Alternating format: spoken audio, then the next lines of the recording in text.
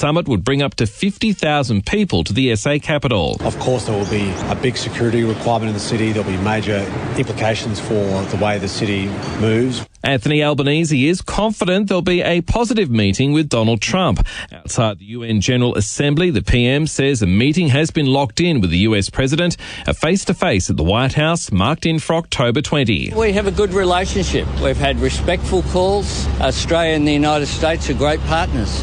I expect it to be very constructive. 2 people have been killed and another 30 are missing in floodwaters as Typhoon Ragaza lashed Taiwan. The typhoon is now heading towards Hong Kong and China's southeast. And the red swimsuits are making a comeback. A Baywatch reboot series, 12 episodes all up, will air on Fox next year.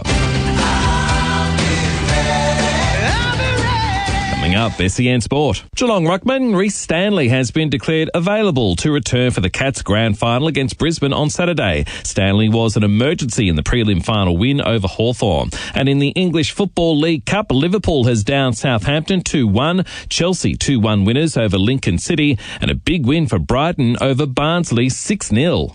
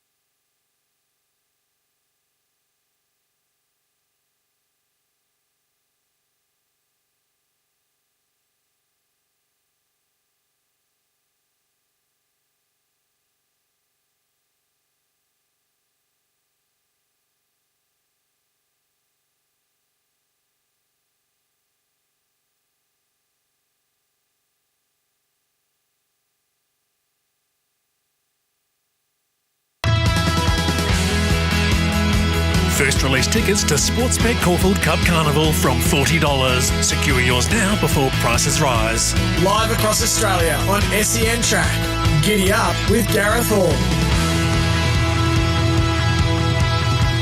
Yes, good morning. This is Giddy Up with Gareth Hall on this Wednesday, September 24. A big hello to you wherever you may be listening on your local RSN and SEN Track dials.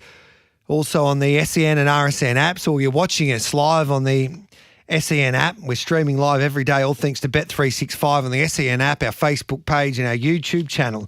Big show coming your way. Tom Magnier, the boss of Coolmore Australia, will join us to pay tribute to one of the great stallions of all time in Wood and Bassett to kick off the show. We'll also head to Ireland to catch up with Kevin Blake, a world-renowned broadcaster who's a breeder himself. He'll pay tribute to Wood and Bassett and also the impact he had in Europe.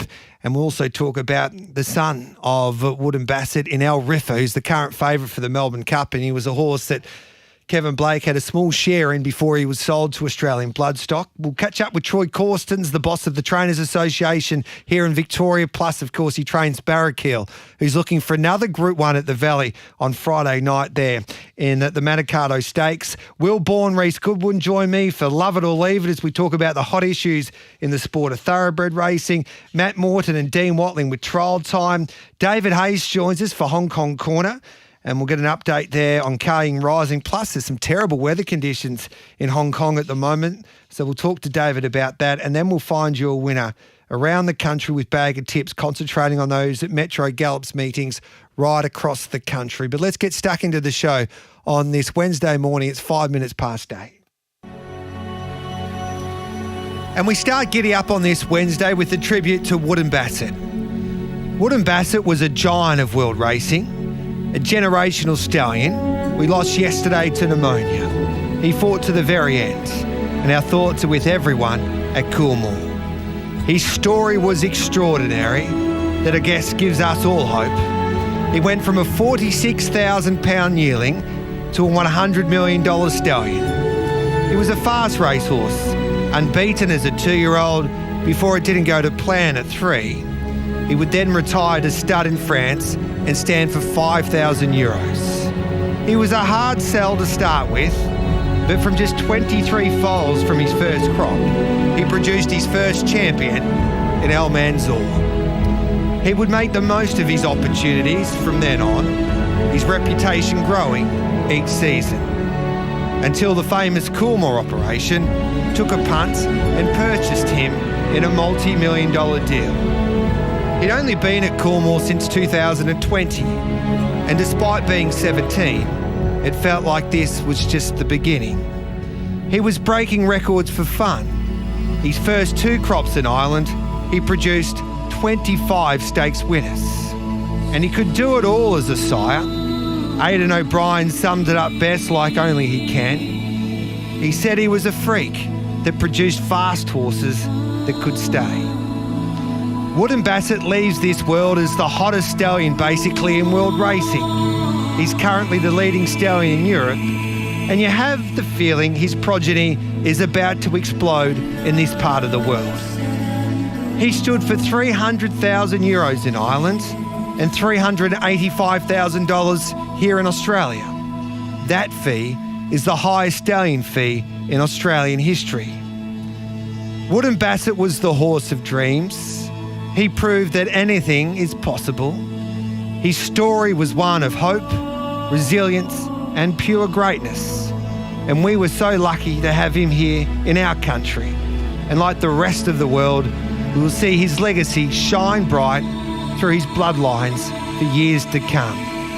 From humble beginnings, Wooden Bassett leaves us a legend of the most beautiful game. Yeah, it was heartbreaking to learn of his passing there yesterday. And from Coolmore, Australia, Tom Magnier joins us here on Giddy Up. Tom, first of all, we're so sorry for your loss. How is everyone doing there at Coolmore? Hey, Gareth. Yeah, I tell you, I'm going to make sure that everybody at Coolmore hears what you just said there, because that's the most wonderful tribute to Wooden Bassett, and thank you very much. Yeah. Yesterday, it's... You're working. We're not working with robots, and we're working with these horses. And just to give an example, we have Andrew and David Nagel who come out from Ireland with these horses, and we have our guys here, Tony O'Mara and Gautier, and all the other stallion lads, and they're working with these horses day in and day out, and they know them better than they know members of their own family, and. In fairness, this happened a couple of days ago, and everybody came in, and it was round the clock. In the barn with this horse round the clock. And in fairness to Wooden Bassett, he had the most unbelievable will to live. He fought like a lion, and we brought the best vet down in Dr. Nathan Slovis. Got on a plane straight away from America. He came down for us and worked with John Freestone, Michelle, our vet at the farm, and everything possible was done. We called various people around Australia asking for opinions. People were brilliant, and I can't thank people enough. But when it came to yesterday afternoon, the most important thing for Dad and Mum and all our family is and everyone at Coolmore is we don't want these horses to suffer. And, we got together with all the stallion guys and we just said, look, I think we have to call this because we don't want them to suffer. And, the decision was made to put them down. And just, I feel so much for these guys and everyone at Coolmore for what they went through the last couple of days, and for it to end yesterday, it was I just feel for them, like being in the barn with them at 2-3 o'clock in the morning. they're obviously devastated, but they know that we did everything possible to try and save Wooten Bassett, and unfortunately, he got a choke, which turned into pneumonia. And he, as I said, he fought tooth and nail, and everything was done. But it's just so disappointing, and so it's devastating to lose a horse like this, who we're so fortunate to have had the opportunity at Coolmore to have had. Yeah, and his record speaks for itself. And you've had superstar stallions, all-time greats who Coolmore have been able to have over the years, like Sadler's Wells and Galileo. But when you purchased this horse in 2020, I don't think even your famous father would imagine the success that he would have, Tom. 100%. You're just watching the European season from afar down here, and every morning, you'd be getting messages from Aidan about these Wooten Bassets, and then the phone would ping during the night that another 2-year-old has won. It's by Wooten Bassett or whatever like that. And I know that Albert Einstein, the horse we have at home, like the regard that Aidan has for this horse is like, it's huge. And he obviously will come back from his time out, a very serious horse. But we lost the legend yesterday, but I can tell you, the book is definitely not written. There's a lot of water to go under the bridge here, and even in Australia, Wotan runs on Saturday. State Visit runs on Saturday, and I tell you one thing: there'll be a lot of people at Coolmore cheering Wotan home.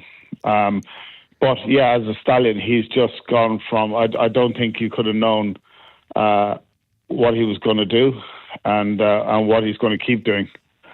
So as I said, also we have very good clients at Coolmore, and as you say, he was a very high fee this year. But my God, we had the best mares lined up for him. But in saying that, the horse was. He was flying.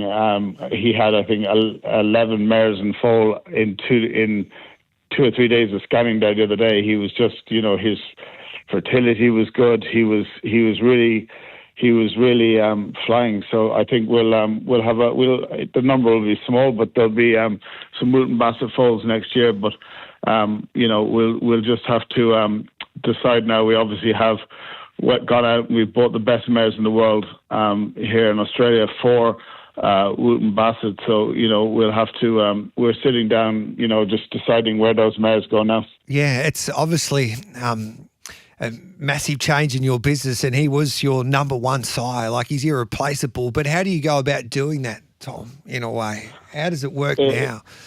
It's interesting, Home Affairs obviously had two trial winners, when all this was going on, and it was kind of like you weren't solely focused on it. You were focusing on Wooten Bassett, but then he had a trial winner in New Zealand, so he's had three trial horses for 3 winners, and this could be something that's very early days, but obviously it gives us the confidence to really get behind Home Affairs now. He's the chatter has been very good about the offspring of Home Affairs, and he's off to a great start, and the chat is just getting stronger and stronger about Home Affairs. So I'd say we'll lean into him quite seriously, but also the foals by Shinzu are very good, and Switzerland. I've heard several reports of people having four positives, 4 pregnancies inside of mares. So he's very fertile. He's very good looking. He's let down great. So, there's other horses that are going to get some very nice mares from Wooten Bassett's book. But you've got to really sit down, and there's obviously horses out there. Your Zoo Stars and your I'm Invincibles that we support as always, and we'll give these mares the best possible matings that we can. But to have a couple of mares in foal to Wooten Bassett, we'll be looking after those pregnancies the best we can. And when you have a look at his career at Coolmore, we've only seen a couple of crops really, so we haven't seen 3 crops, and it's a bit like that in Australia as well. We probably haven't seen the best of his progeny, which is exciting, I guess, in a way after what happened there yesterday. But and I said this in his tribute, how lucky were we to have a horse like him in this country for 5 seasons, basically. Oh, very much so. Yeah. And, there was a high rumour that, he was going so well that he wasn't going to come back to Australia this year. But in fairness to Dad, to Derek Smith, to George Van Opel and everybody, Michael Tabor, the people that we race these horses with, everybody realises that Australia is so important. And, they've got great mares down here. They really get behind their business. And, this is where, we're so privileged to be able to bring these horses down here because, the top breeders in the country really get behind a horse like this and that gives us the confidence to bring them down here, Can you recall back when your dad purchased this horse back in 2020, why he loved him so much with the lads, I guess, there at Coolmore? Why he purchased Wood and Bassett for that? We've been very fortunate, you go back through the years, we had Be My Guest was a champion sire, and then, straight away along came Sadler's Wells, and then along came Galileo. And then we lost Galileo, and we're kind of going, okay, what are we going to do now? Everybody was looking at various horses, and obviously it was early days for Wooten Bassett, but Dad just, and the people around him in Coolmore were very impressed by the figures and everything to do with Wooten Bassett, and obviously they went out, and we were from France, and we were very fortunate to get him. And again, the top people get behind this horse, and we're very fortunate to have good mares at home. And it grew into something. It grew into something far bigger than you could ever have imagined. Yeah. And it's as I said, there's a lot of good horses. Your Albert Einsteins. There's so many good horses up in Europe that are by Wooten Bassett. Hopefully the sons of Wooten Bassett now will emerge. Yeah. Your Henry Matisse's and horses like that will go to stud now and will hopefully fly the baton. I've just got a feeling that James McDonald will burst through a gap there on Saturday and get the job done with Woden there in the Golden Rose. It just I don't know. I just got a feeling that might just happen there on Saturday. If it happened, I tell you one thing, it'd be up there with one of the great moments in sport if that could happen, because just for the team at home at the farm, I know they give them a lift. Yeah. The news there overnight that yesterday that was breaking that Scandinavia won't be competing in a Melbourne Cup. It looks like that he hasn't passed the requirements there from Racing Victoria.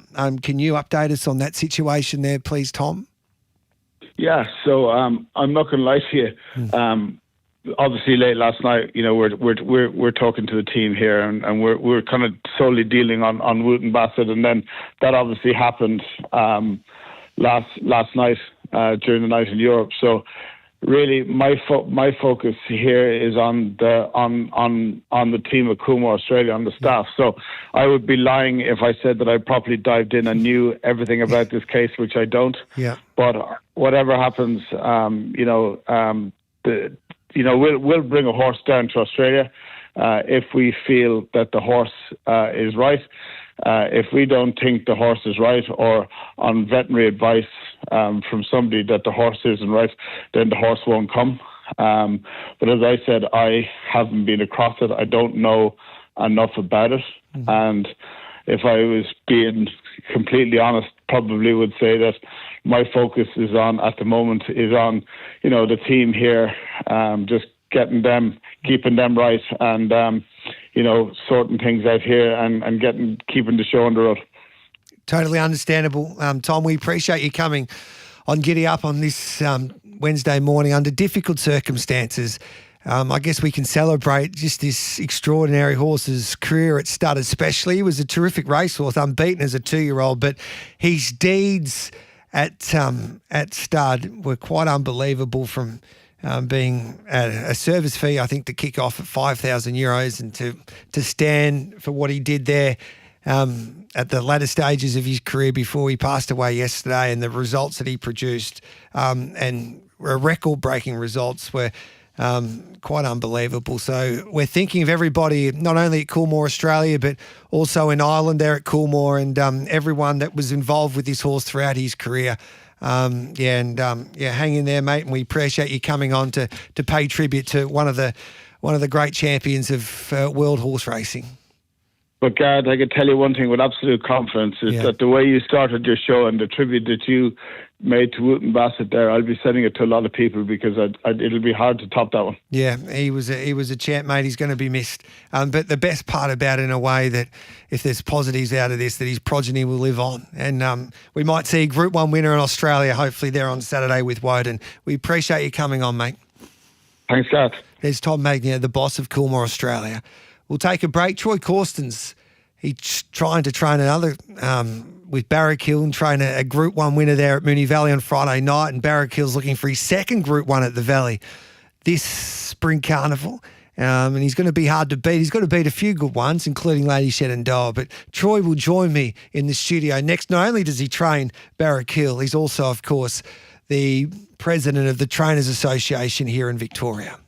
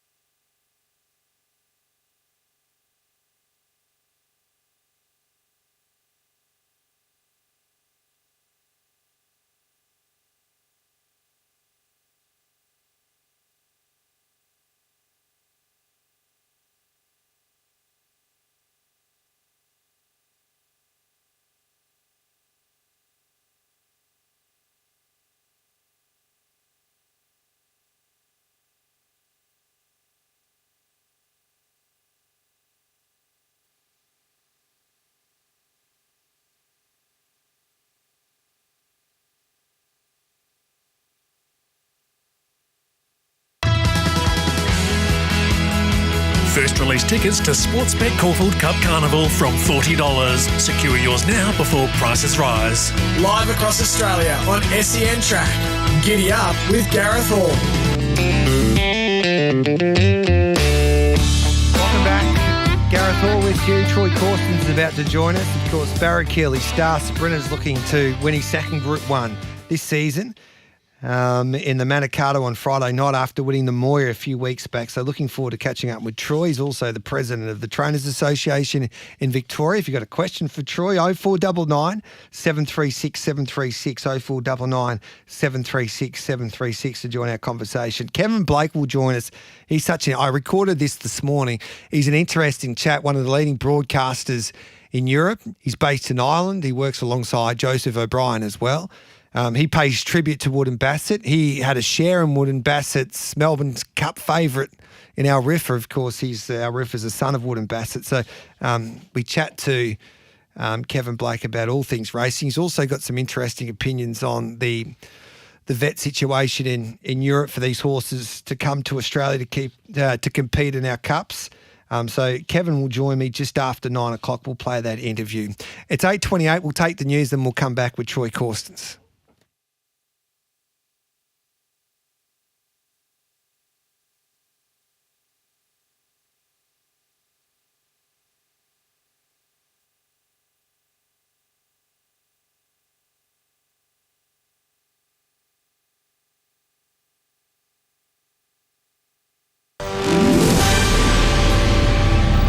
Powered by Signet, making SEN News headlines. Anthony Albanese confident of a positive meeting with Donald Trump, with the PM locking in an October 20 face-to-face with the US President at the White House. Westpac cutting 200 bank teller jobs across its branch network. They'll be replaced by workers who will help customers use the bank's app.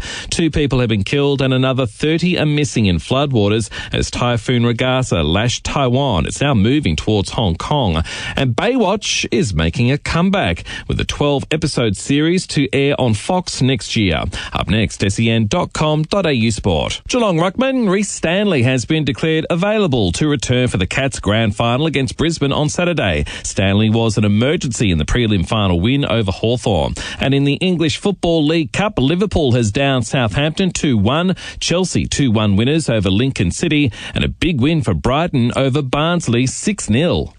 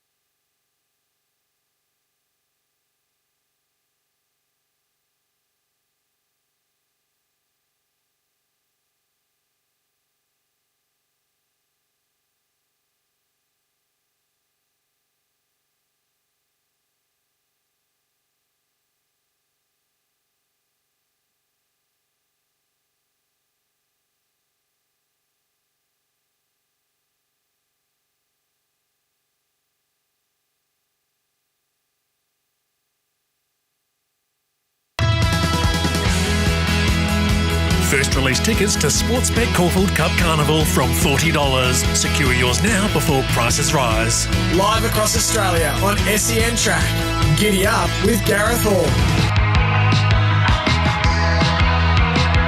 Welcome back to Giddy Up. Gareth Hall with you, 8:31. Troy Corstens joins me in the studio. G'day, Troy. Thanks for coming in, mate. Pleasure, Gareth. Thanks for having me in. We had the barrier draw yesterday for the Manikato, and Barry Keeley looking for his second Group 1 in a couple of weeks, basically. You happy with it all? Oh, look, you can't do too much about barriers. I actually took Ed in for the Moir draw, and he drew 10, and so I decided to take the other child in, and I took Willie yesterday, and she drew 7. She asked me what I wanted. I said 3 to 5. And she drew 7, so she didn't get fed last night. Do you know, in the end, we thought it might have been a tricky map in the Moir, and he was given a peach of a ride by Benny Allen, but it just proves that you need that luck at the right time, and he was able to overcome that tricky gate in a way, and there was a few that couldn't. Yeah, spot on. And I got asked last night, you know, what are you going to do? What do you think the plan is? And you really can't go into these big races with plans, and the last thing I want to do is fill Ben Allen's head full of my ideas. Yeah. When those gates open, you want him sharp as a tack, and if he wants to do something, if he needs to go 3 wide and that's where he thinks he's going to be best suited, I want him to do that. I don't want him sitting back thinking, oh, Jesus, Troy wanted me to go back to third and have one off, and, I don't want that in his head. I just want him to do what he wants to do. We put the trust in him, and, we do it with all our major jockeys. There wouldn't be too many riding at Moonee Valley on Friday night that you'd have to give instructions to. And I think sometimes when obviously the bigger stables, you do your form and you do your one percenters, and you talk to your jockeys and you explain how the horse is going, I guess. But at the end of the day, these jockeys know their competitors, their fellow jockeys, how they're thinking. So I reckon people don't take that into consideration as much as they should. When I talk to jocks, sometimes they do the form. When they do the form, they look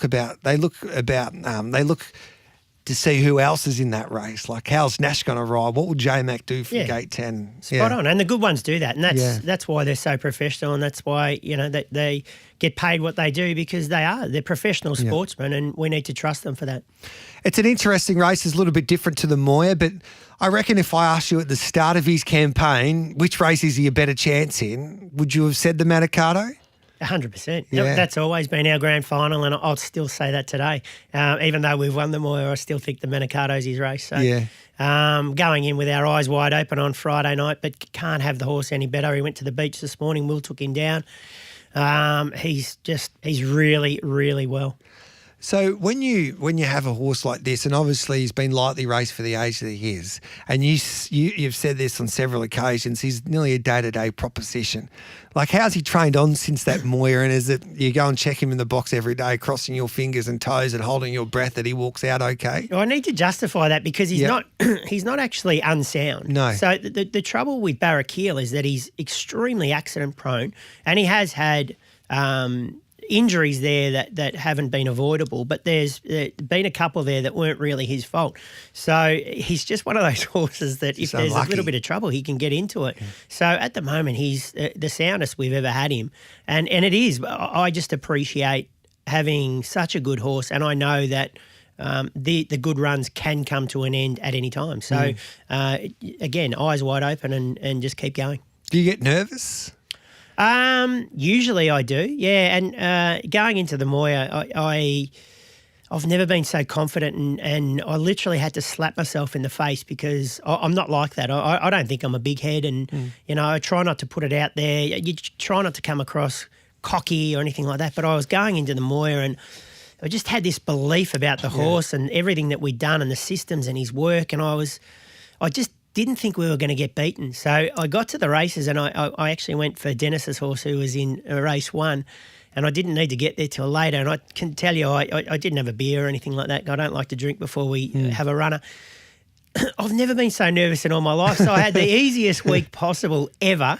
And then I got to the races, and then everybody's walking up. How do you think you're going to go? What are you going to do? Rah, rah, rah. And it just sort of hit me. I'm thinking, what have you been doing? You've been too confident, you idiot. You're going to sit yourself on your bum in a second. So but I think those scenes were unbelievable. Obviously, Nathan Bennett and Bennett Racing do a great job to get people involved in the game. But seeing your kids there and the celebrations after the race, and Will Larkin with his first Group 1, I think that's what racing's all about. If you want to advertise the great game, especially for ownership, that's the video that you would show people. Oh, it is so good, and everybody's involved, and whether they own 1%, 10%, or, the group of my son's mates that were there, they don't own any of that horse. But I can tell you what, in 5 years' time, they'll say, geez, I remember I was in the mounting yard when Barraquil won the Moir. It was one of the greatest things I've ever seen. And hopefully moving forward, these guys are going to be punters. They're going to be owners. Yeah. Some of them are going to get involved in the industry. A couple of them already are. They're coming through our stable at the moment. And I think that's what we need to do. We need to promote racing better. It's, there's so many facets to it. I think everybody needs to see that side of it and get a bit excited. Been a bit of theatre already regarding some of our best sprinters as we lead up towards a race like this, but especially the Everest. Your horse, there was a Sydney commentator, I'll give him up, Richie Callender, said that he won a benchmark race, that Group 1. Do you think he's been disrespected by some? Yeah, a little bit. Yeah. Does that annoy you? It does a bit, and not Not just because it's Barracuda. Like I've got broad shoulders. I can take whatever anybody puts on me. I don't really care. It's not going to change my life what Richard Callender thinks. The deeper issue that I think is that I think we need to start talking more about the horse and more about the champion. I sat back the other day and I watched Mr. Brightside win. Yeah. You've got a horse that's just won his 10th Group 1. I mean, for a horse to do that, absolutely amazing. And you get on and you hear the narrative, and all it is about the horses that have been beaten, and these tipsters trying to justify why they tipped the horse that got beaten and why they didn't tip Mr. Brightside. Yeah. So instead of getting on there and celebrating a horse like Mr. Brightside or Barracuda, and you know what, if it was, I know I used Daniel O'Sullivan's ratings, and I know it did rate down that little bit. Try winning it. Yeah. You know the work that's gone in with this horse and everything that's happened. Try winning the Group 1, the easy Group 1. There's no easy Group 1s. You'll sit here with every trainer that will tell you there's no easy Group 1s to win. And yes, they might not rate as good as the others, but I think we need to celebrate the horse a little bit more instead of knocking them down. I think it's a difficult one. Like, I've been on both sides where we celebrated Mr. Brightside in a way. Like 10 Group 1s is astonishing. And I remember I mentioned this on my show the other day. He's probably the most underrated champion that we've seen for quite some time. He doesn't get the accolades that he deserves. And in my eyes, he definitely will be a Hall of Famer. Yeah. But the story out of that race is they went that slow. And I will still defend that narrative in a way that like they went a ridiculous speed, and Via Sistina was the odds-on favourite and couldn't get past, or had no chance catching Mr. Brightside. But I think that in a way can be healthy debate as well. But I do understand where you're coming from, that we do need to celebrate these great horses. Yeah, a little bit more. And I'm not having a go because... No, but I love that opinion. Yeah, they're doing I think their it's job. great, yeah. But another one, Headwall. Yes. You know, like Matty Smith, what a story. Like, you know, he's a homebred by Dream Ahead, for Christ's sake. Like, Dream Ahead, like he's had 2 good horses in his life, or maybe 3. Yeah. I'll stand to be corrected. But all we did was talk about Lady Shenandoah and how unlucky she was. And stuff like that. Like the backstory to Matt and Mel Smith, they're fantastic people that have been trying their guts out for so long. Yeah. And, you know, I just think we need to maybe celebrate the good parts a little bit more. You make some really good than points the bad there. parts. Really good points. And it was so sad to see him break down because he would have got a slot in the Everest. Now, speaking of the Everest, are you like, I know there's a few horses there competing at the Valley on Friday night. I think Skybird might be one that if she finishes in the top 3, she's a strong chance to get a slot for one of the slot holders. What about yourself there with Barrack Hill? Yeah, I did say that I didn't care whether we got a slot in the Everest or not. I would like to get one because I think it's a fantastic race, and I'd love to be part of it, especially to take on Car Ying Sliding. Yeah. Obviously he's an absolute superstar, but I'd love to have a crack at him. That's the underdog back against the wall to stick it up those Sydney people saying this horse doesn't deserve to be in an Everest. Well, there you go. And you know what? Far be it for anyone to have a crack at Barrack Hill because he's such a workman, and he's a warrior, and every time he goes out he puts his hand up and tries his guts out. So why is he not going to do that in an Everest? But I haven't talked to Nathan about it. He's actually currently on a plane over to the Arcana sale in Deauville. But I just sat back the other night, and he's in such a great space at the moment. I was very mindful last preparation that I probably went one too far. We had the slot in the $1 million race at Cranbourne, and he broke down in that, and I kicked myself for that because I thought he was good, and then I probably just pushed him that one run too far. But this time he's going to have 3 runs after the Manikato. If we don't get an Everest slot, we might even look at a McEwen and an Orr. Yeah. Because in my head, I've always thought that he's probably a 1400, maybe even a miler. I don't know that, but, geez, it might be a nice chance to have a look. There's a Sydney Stakes worth a lot of money as well, like a consolation. So there's plenty of options for him. We'll take a break. It's 8:41. Troy Corsten's joining me here on Giddy Up on this Wednesday morning.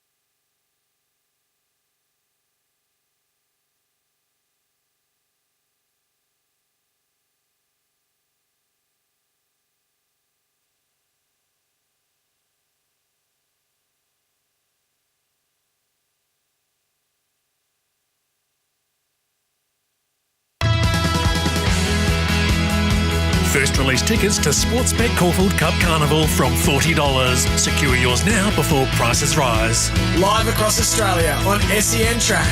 Giddy Up with Gareth Hall. She went to the front, Alabama Lass on the outside, immediately up to it. Arabian Summer back to the fence, and then came Barrakiel. Alabama Lass, 100 metres to go, strikes the front.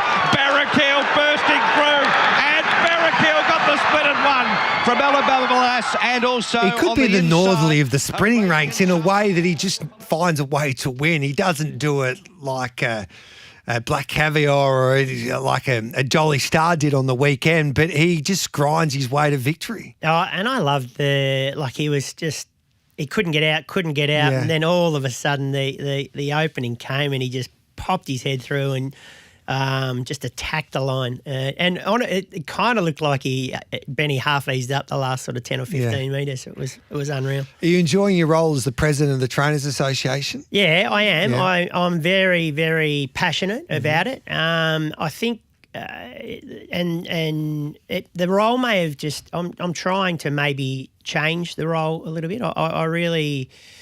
I want to work hard on it, and I think that having Will and Dad at the stables allows me to do that little bit extra, because I think in the past, to be president of the Trainers Association, it's an unpaid gig, and it's not easy. There's a lot that you have to do and a lot that you have to go through.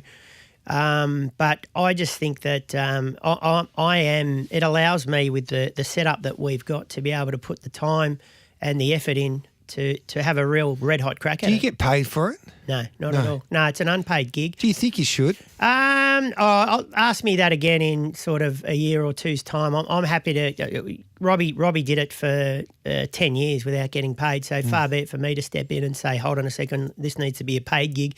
I'm going in there and I'm changing a few things. We're going to have a rebranding, and we're getting a new website, and we're trying to get a little bit more savvy on social media and stuff like that. Yeah. So we're doing that at the moment. Personally, I think if you're going to put in more time to make sure that you help out the other trainers and bring them all together.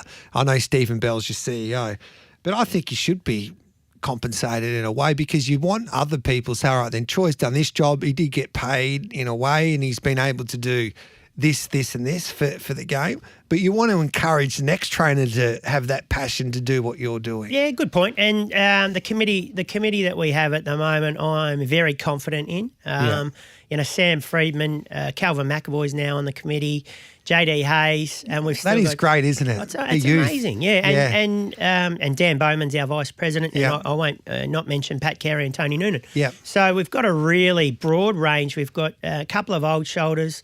A good sounding boards that don't just agree. Like if a couple, the younger boys might think something, and then Pat will stick up and go, hold on a second, what about this? And it just gives us a really good committee, and that's what a committee's all about. So hopefully we make the right decisions and we get things right, but we are here to make racing better, and that's what we're trying to do. And it seems like, for me anyway, the best success that you can have in making decisions for this game, and we're seeing a little bit of New South Wales, there's a divide there, that you need to be on the same page in a way that you need to be talking at the table. And I think that you've mentioned this before, Aaron Morrison's been able to do that in his short time now at the helm there at Racing Victoria. You're not going to probably agree with everything they have to say, but at least you're working together. Yeah, of course we're not going to agree on everything. Yeah. We actually had another forum yesterday. I think it was the fourth one, the third one that I've been involved in.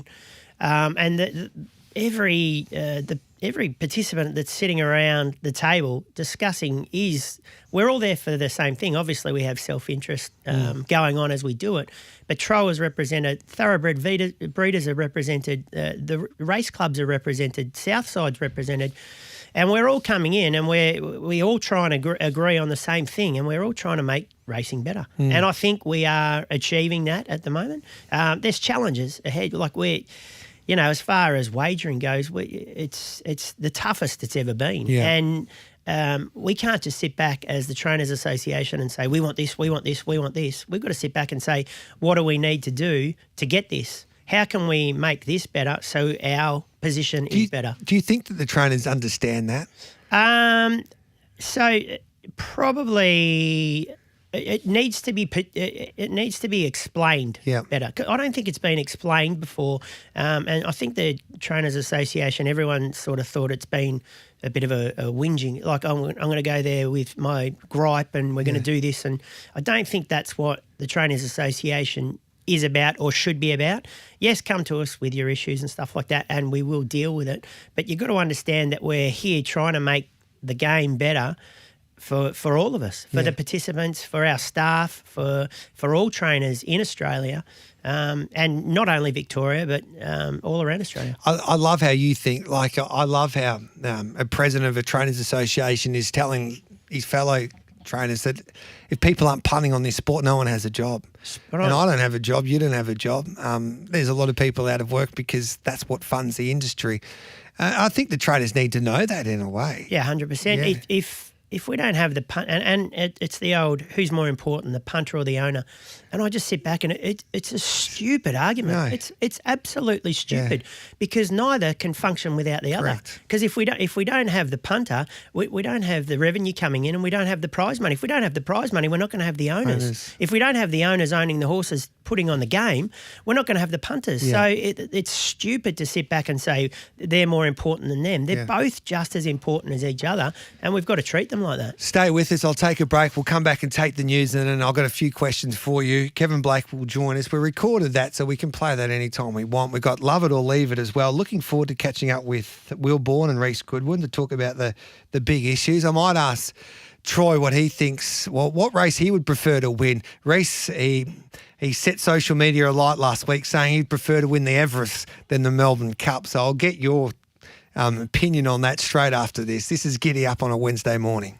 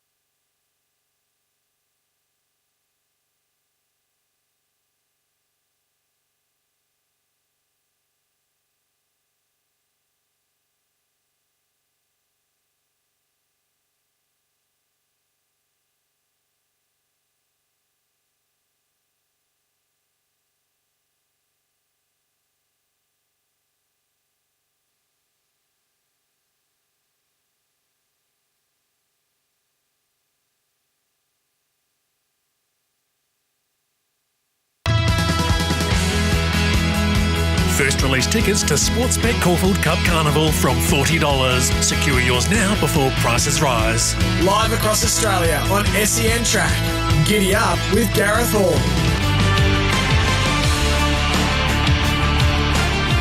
Get your questions in for Troy Corstens, 0499 736 736. Alex wants to know, what's your favourite pizza place or pizza?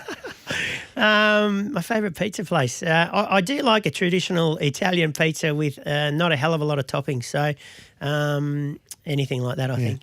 G'day, Joe. I've only jumped in on the conversation with Troy, mate, but I just want you to tell him that I've always enjoyed his straightforward and matter of fact to the punting public. So good on you. That's from Milo. Got a few other questions, but I've got to go to the news and then we'll come back and ask you some tough questions as well. We'll spend another 5 minutes or so with you. See if Miss Winslet can win today. Miss Winslet goes around in race 6 there on the hillside track at Sandown. It's 9 o'clock. This is Giddy Up, all thanks to Bet365. It's never ordinary when it's brought to you by Bet365.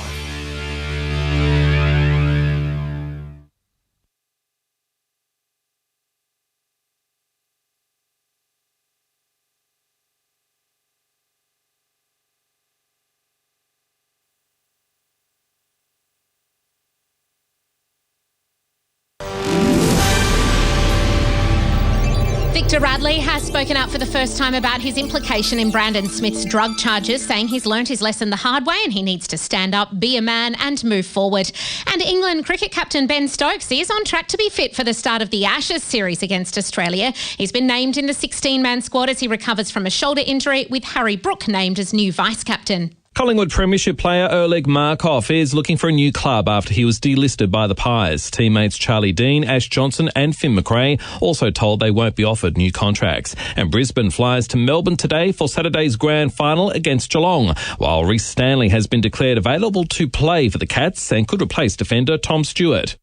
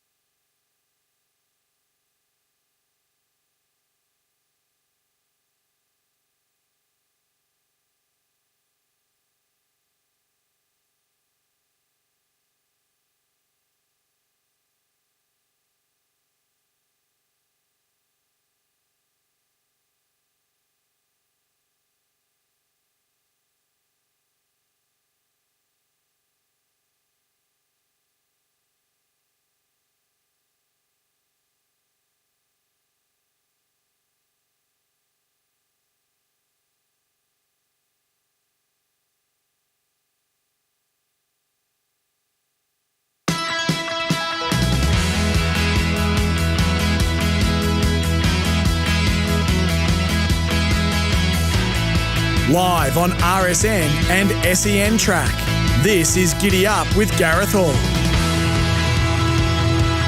Welcome back to Giddy Up. We've got Troy Corstens in the studio, the trainer of Barrack Hill, along with, of course, his famous father and Leon and Will as well. And they've got Barrack Hill going around the Group 1 Manikato. Will Larkin, at 28 years of age, won his first Group 1. How's he been since? He's been good.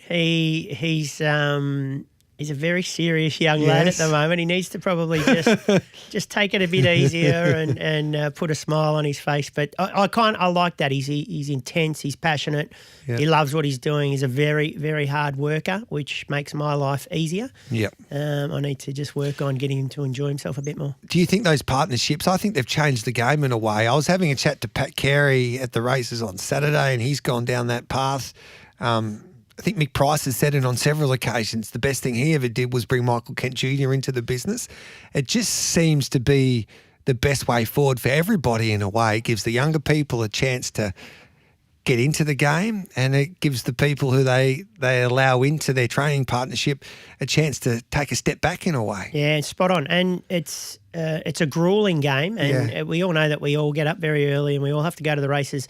The thing I think as well is that if you've got a runner on a Wednesday, your owners expect you to be there, and it's too hard to be able to do everything. So I think it just extends the load, and I think if they see an extra person on the ticket, they're happy with it that extra person's there as well. And you're right, it's creating opportunities for these young guys to come through. Look at a Dave Eustace. He's got a massive opportunity up in Hong Kong because Kieran took him under his wing and gave him a partnership. Mick Kent Jr., the world is his oyster. Yeah. If Mick decides to hang up his boots, which he probably never will. Trainers don't really retire; they just die. But if Mick decides to do that, Mick Kent's got the world at his feet. He can do whatever he wants. Yeah. I just think it creates these opportunities, and it's been groundbreaking. I reckon the best example is Calvin McAvoy, what he's done for Tony. Like, he's been able to get. I don't think if Calvin wasn't there, they wouldn't get horses from Godolphin or Yulong. It's him knocking on the door and being ambitious. And I think that's the perfect example that has been the perfect partnership in a way. Yeah, really good. And you see these young guys coming through. Sam Freeman, but I can tell you, like, Cal, he's got that hunger in his belly. And Tony's been in the game forever, and I love him. But he's not as hungry as Calvin. No. Clearly. But, he's still there. He's got the old head on his shoulders. And if Calvin sort of gets ahead of himself a little bit too much, he's got Tony there to say, well, pull up, and this is how we should be doing it. Aidan O'Brien looks like Scandinavia didn't pass the test. Well, whether he would have come or not is questionable, but they were thinking about it because they wouldn't got the scans done. So Tom Magny, I asked him today, he was obviously with the Wood and Bassett situation, not completely over that story, but it's interesting once again that Racing Victoria continue to knock back horses at the top of the market for the Cup. I think that we need it, unfortunately. It's and I get that each trainer knows their horse better than probably anybody. Yeah. But the last thing we need is another horse breaking down in the Melbourne Cup. We cannot afford it at the moment. It's the worst look on our game that we could have. And I agree with you there. And I talked to Kevin Blake. We're about to play that interview, and he says, well, Gareth, he understands it because he's been at the forefront of the Grand National and representing racing and trying to fight the good fight there. But you'd rather be overcautious than not. And I think that we'll eventually get it right when the science improves. And we're probably getting it wrong at the moment, but you do have to be overcautious than not. You say that we're getting it wrong, but the results speak for themselves. But what I'm saying in time, we probably know that. But I think that's the right thing to do. And do I think it's overcautious? Yes, I do, because I know racehorses and I know that they can run with these niggles and these problems. But can we afford to have that problem again? I don't think that we can. So, are they getting it right? Yes. Is it right? I'm not sure. I don't think so, but they need to do something. We cannot afford to have another fatality in the Melbourne Cup. Yeah. Troy Corson's joining me here on Giddy Up. Miss Winslet today, does she go around there or she go to Sandown on Saturday? No, she'll run today. First up, she's drawn a little bit awkwardly and she'll get back and she'll need the pattern to be suiting horses to run on. So whatever she does, she shall improve on. She's a horse that we've always thought has had talent, hasn't quite delivered on that yet, but hopefully she can with a bit of maturity. How did Sue Sensation pull up? Yeah, really well. He's up at the farm at the moment. He, as we do with our horses that race on the weekend, they go up the farm during the week and he'll come back tomorrow and just probably look at a 1,400 metre over the Caulfield Carnival. All right then. Any winners that we can keep an eye out this week? You may as well have a look at Barrakiel. Yeah, can't wait. Hey, we wish you the best of luck. It's going to be a great race Friday night. The Valley will be rocking, even if Snoop Dogg's not turning up with the 4-horse field. Would you, just the last one before we let you go, would you change the Fiend Stakes? where it is currently situated with only 4 horses competing in it the last couple of years? Makes it hard to change because it's the winning you're into the Cox Plate, so you probably need it there still. Is it that, or is it just a lack of weight for age horses for us at the moment? It's probably a lack of weight for age horses and everybody being a little bit more hesitant to run their horses where they think that they cannot win. So, we're probably just going through that little bit of a period where we just need to sit back and look at it again next year maybe. All right, mate. Would you go to would you prefer to win a Melbourne Cup or an Everest? Oh, Melbourne Cup every day of the week. That's the stupidest question I've ever heard in my life.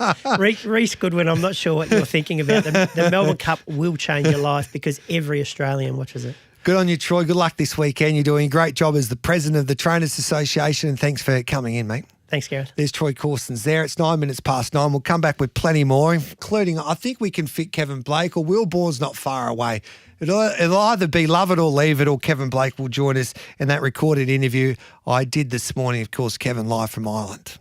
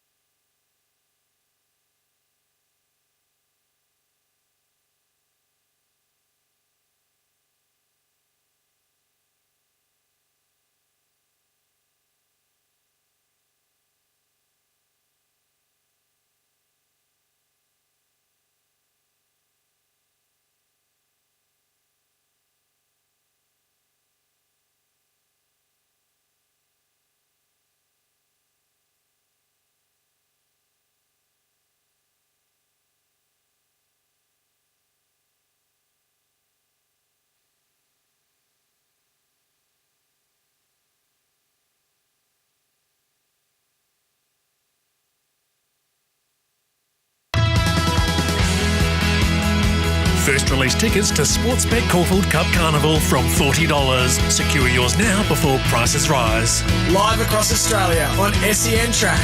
Giddy Up with Gareth Hall. Your eyes give off the toxic. Let's head to Ireland now to catch up with one of the leading racing broadcasters in Europe. He's a bloodstock man as well. He does it all in Ireland and Europe. I speak of Kevin Blake, and he joins us now. Kevin, thanks for joining us on Giddy Up. No, Gareth, thanks for having me. Pleasure to be on. Woodham Bassett, it was hard to believe there yesterday when the news broke that we'd lost him at the age of 17, and we just had Tom Magnier on the show, and everyone is devastated at Coolmore, but he's basically irreplaceable, this stallion. As I say, good morning or good evening to you, and thanks for staying up as well for us this morning. No trouble. I'm only just back. We have yearling sales on at the minute in Tattersall's, Ireland, so I'm literally just back in from there. So you're not keeping me up, don't worry. But we all woke up to it here with the news, and a real shocker, like you say. The type of stallion that only comes around once every couple of decades, if you're lucky. An incredible story you'll all be very familiar with, and I'm sure what he started from. A crop of just 23 foals in his first crop. He was incredible. Get you all types of horses, both hemispheres, get your Group 1 winning 2-year-old, get you a Melbourne Cup horse, as we're going to come on to in a minute, but a huge loss. But look, Coolmore had him for 5 Northern Hemisphere seasons. He did what he did in the Southern Hemisphere. There's hundreds and hundreds of them that aren't of racing age yet. And, I'd be willing to bet pounds to pennies that there'll be a couple of champions in amongst them. So, look, while it's a huge shock and you would have hoped that he would have kept going for a few years more, he's delivered so much and there's so much more to come. But he's going to be a very, very difficult horse to find a replacement for. Like I say, they don't come across too often. But look, I think he'll hopefully have a few more stallion sons emerge from the crops that are still to race. You've been in this game for a long time. Have you ever seen a story like it, really, from where he started and to where he got to? No, like it's very unusual. Like you would have stallions that have started from a very low fee that have managed to find a way and move up through the ranks. Like I remember Danehill Dancer doing something not dissimilar. Kodiak, at a slightly different type, but you would have to go back a very long way in history to find a horse that had such a numerically quiet start to his stallion career that ended up being like a tip-top international stallion. He got a champion in his first crop, and he just kept every time, he took a step up the ladder, the horse responded and got champions. And that first Coolmore crop, I only looked it back up this morning, like what he did with his first Northern Hemisphere 2-year-olds. The record for group winning 2-year-olds in a single crop was 7, held jointly by Galileo and Danehill, which are the best of the best, and he had 10 last year. He didn't just break the record, he absolutely mollywhopped it. And 4 Group 1 winners in amongst it, like that was just phenomenal. And just knowing and having watched, I suppose, the return of mares and the mares he's been getting for the last 3 years, I'm sure there will be more champions to come, but a massive loss to the breed, I'd say, Gareth, because I don't think a horse, a stallion as versatile and with as much ability to pass to sire brilliance as him, they just don't come around too often. So it's very sad from a breed point of view. Yeah, and he was 17 years of age, but for us, it feels like it was just the beginning in a way. Obviously, he was at Coolmore since 2020. He did some great things in France, and that's why Coolmore purchased him. But he was just starting off, especially in this hemisphere. Like he's a great chance to win his first Group 1 there on Saturday. He's got 2 chances in a Golden Rose, and I think Woden will be awfully hard to beat for Chris Waller and James McDonald. And I reckon his progeny, they might just explode over the next couple of years like they're doing in Europe. And it just feels like it's not fair in a way that, he still had a few more seasons left in him, and he was taken away from us far too soon. Yeah, for sure. And I think we're going to be reminded of it again and again. for the next few years, because like I say, he's odds on to have champions there in those crops that haven't raced yet. And but look, he's as like you say, it doesn't feel like very long that he's been given like a world class opportunity. But look, 5 years is a long time too, and I'm sure once they get over the shock of it, the team involved with him will be very grateful for what they got from him and what he gave to them, and he will leave a very strong legacy, through his sons and daughters. Yeah. And what a story it's been. Just sad that it's ended when there was a few chapters left to write, but the book will continue to be written, I'd say, for many years to come. I remember listening to Aidan O'Brien. I talked to Aidan about this horse when I was in Ireland, and he said he's just a fast horse that can get them to. Well, he was a fast horse, and he breeds fast horses that can stay. And one of those is our Riffer. He's the favourite for our great race, the Melbourne Cup. You owned him before you sold him to Australian Bloodstock. He looks like he's a talented horse, and we can't wait to see him in Australia. Yeah, well, he's been incredible. Look, I only ever had a very small piece of him, but what an honour to be involved in a horse like him. And like you say, he's done unprecedented things. He won a national stakes coming from last to first over 7 furlongs as a 2-year-old, and won the Irish St. Leger a couple of weeks ago.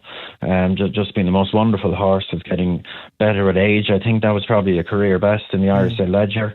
Well done to the Australian Bloodstock team that bought him, and he's come out and produced a performance like that, and look, he's on track to get down to your side of the world. Everything's in order from a veterinary point of view, which we know that the bar is set very high, but he's come up to that bar. So far, so good. As we know, you don't know until you don't relax with these things until you get into the starting gates. But he's been the most wonderful horse, and he's going to go down there. Look, he'll have plenty of weight to carry, but we knew. I think we'd had a steer from the guys pre-Irish St. Leger, and we knew he was going to get at least 58.5. He's ended up at 59, but look, what he did in the Leger was really, really good. And look, he looks to have the right set of tools. And look, we're all really, really excited, as you can imagine. I know you loved this game, and you would have known these horses too in the past, but some of the greats from Ireland, I know he's probably a different type of horse, but horses like Vinnie Rowe and horses like Septimus and the great Yates have won Irish St. Ledgers, but haven't been able to carry weight in a Melbourne Cup. What makes this horse different? Look, it's going to be really, really tough. Yeah. But look, he's such a classy horse. He's going to have plenty of them out of the handicap. And look, he's very relaxed. You just hope that he'll be, because we know the Melbourne Cup can be run at a slightly unusual tempo. From a European perspective. But look, he's unexposed at the distance. We know he handles real fast ground. When he ran at Saratoga and when he ran in Riyadh, I was there both occasions, walked the track both occasions. It was very, very quick ground. Yeah. And I know I made a point of speaking to the jockeys afterwards and saying, look, would you make any comment about the ground whatsoever? Because he does lift his knee, he does have a slightly rounded action, and they felt that the ground was no issue. Tracks were maybe a little bit tight, but because he's a big boy, you'll see him when he's down. He's 17 hands just about. But look, I think he's got the right set of tools for the job at hand. And look, Joseph knows what's required. And we've been talking about him being potentially a cup horse for a little while now, but it's just the way it panned out. We're trying to make him, I suppose, a stallion in this part of the world, and such as the way the market is here, it just, if you're thinking that way, you just have to be a little bit cautious about getting him up in trip. But he's been looking to get up in trip for a little while, and now that he's going to get a chance to do it, I think he'll show everyone just how good he is. He's already done a pretty good job of it, but I think the best might yet be to come, which I know sounds a bit mad for a horse with such credentials, but we all have huge belief in the horse. Yeah, he's got a mighty challenge in Melbourne, but he's got the right trainer. You're the race planner for Joseph O'Brien. And Joseph, he's only in his early 30s, but he's already won 2 Melbourne Cups, which is unbelievable, really, in a Cox Plate. So he knows how to get the job done in our greatest race. But his father can't win one. the legendary Aidan O'Brien. And Scandinavian, I thought all along he was unlikely than likely to arrive at Melbourne. Obviously, he might be an Ascot Gold Cup horse next year, but unfortunately, he didn't pass the test, so he's definitely not coming. Your thoughts on all of that? I know it's frustrated you over the years. Yeah, look, I've got plenty of thoughts on it, Gareth. Look, I think and it goes without saying, we all get it. Mm-hmm. We all get why Racing Victoria are taking such a cautious approach to the Cup and their marquee races. Look, we all get it. We all understand. We know what happened those few years. We know what pressure they were under. Look, we entirely get it, and I entirely get it. You know, I was very much in the middle of all the protests we had around the Grand National over here. Yeah. You know, a very comparable situation. So look, I get it. Yeah. But look, my view from the day they announced the veterinary protocols, I just felt they went too far, and they went beyond. They jumped the shark. They went too far with it. And look, they have been steadily walking back some of the requirements they brought in. The full body bone scan only lasted 1 year, and poor old State Arrest had to go through that. Thank God it didn't stop them. You know, and they have been marching them back. I know there's been some slight shuffles in personnel this year, but look, we're still finding it very frustrating. You know, over recent years, you know, I'd be obviously aware of exactly what's going on with Joseph's, but I'd be talking to plenty of other trainers that are putting horses forward, and you know, the majority of horses that get put forward get knocked at the very first stage, and people don't tend to hear about them because it's not something people go and announce generally, for obvious reasons. But the majority of horses that are put forward are knocked at the first stage, and what that says to me, Gareth, is either in Europe, we either have a bunch of idiot trainers and negligent vets, or the approach that's been taken by the Racing Victoria vets is overly cautious. Yeah. It's because look, veterinary practice with race horses is a nuanced thing, and it comes down to interpretations and opinions. And I think the reality of it is, vets will see things, and their ability as a vet is dictated by their ability to say, okay, we see there's something here, but we're comfortable with it. We think that it's low enough risk to carry on and race. And like, it should go without saying that none of these trainers, owners would dream of racing a horse if they thought there was any real risk of something catastrophic happening. Like, that goes without saying. But the fact that there's so many horses in Europe that are racing at the highest level, and doing so safely and coming home sound, and those same horses are being put forward and rejected, it just doesn't sit well. And look, at as the guys always say, it's their backyard. They set the rules. But it's just frustrating because these are all my own personal thoughts, Gareth. I'm not speaking for anyone but myself. But I know that the guys that I'm involved with, you know, love international racing. They love racing in Australia. We love competing. We love going down, trying to beat you guys in your backyard. Love it. Want to do it every single year. But it's just very frustrating that it's the only racing jurisdiction. Sorry, I say that incorrectly. Racing Victoria is the only place you try to go in the world for these sort of barriers are put up.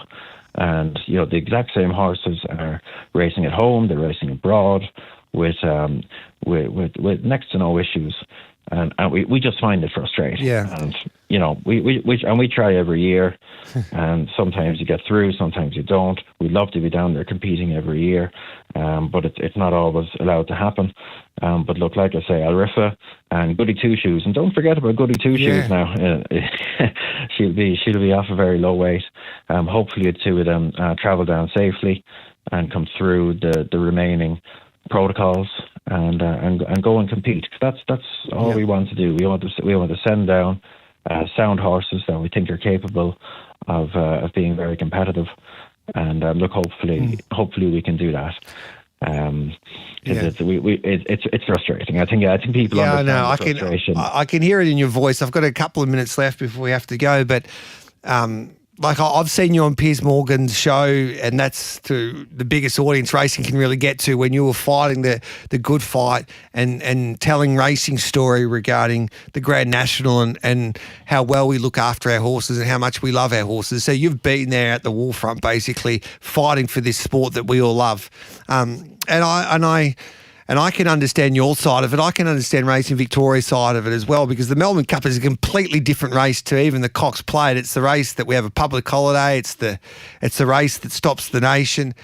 Turnover is 8 times more than any other race in the country. So it does provide racing to a different audience, and they have been overcautious. There's no doubt about that, and I don't think they've apologised for that, but I just hope, and as you pointed out, as the years have gone on since they put in these protocols and as science improves, that they will be better for making decisions that will allow horses to come to this country and compete, because as you pointed out, when you talk to people who get their horses knocked back, they love the animal. They're not going to, they believe in their hearts that they're not going to bring a horse to Australia that's injured, that would be at risk. But and look, I need to be good and clear on that, Gareth. Yeah. Like, I actually and I don't think anyone. No, I've seen it, mate. I've seen it. Yeah.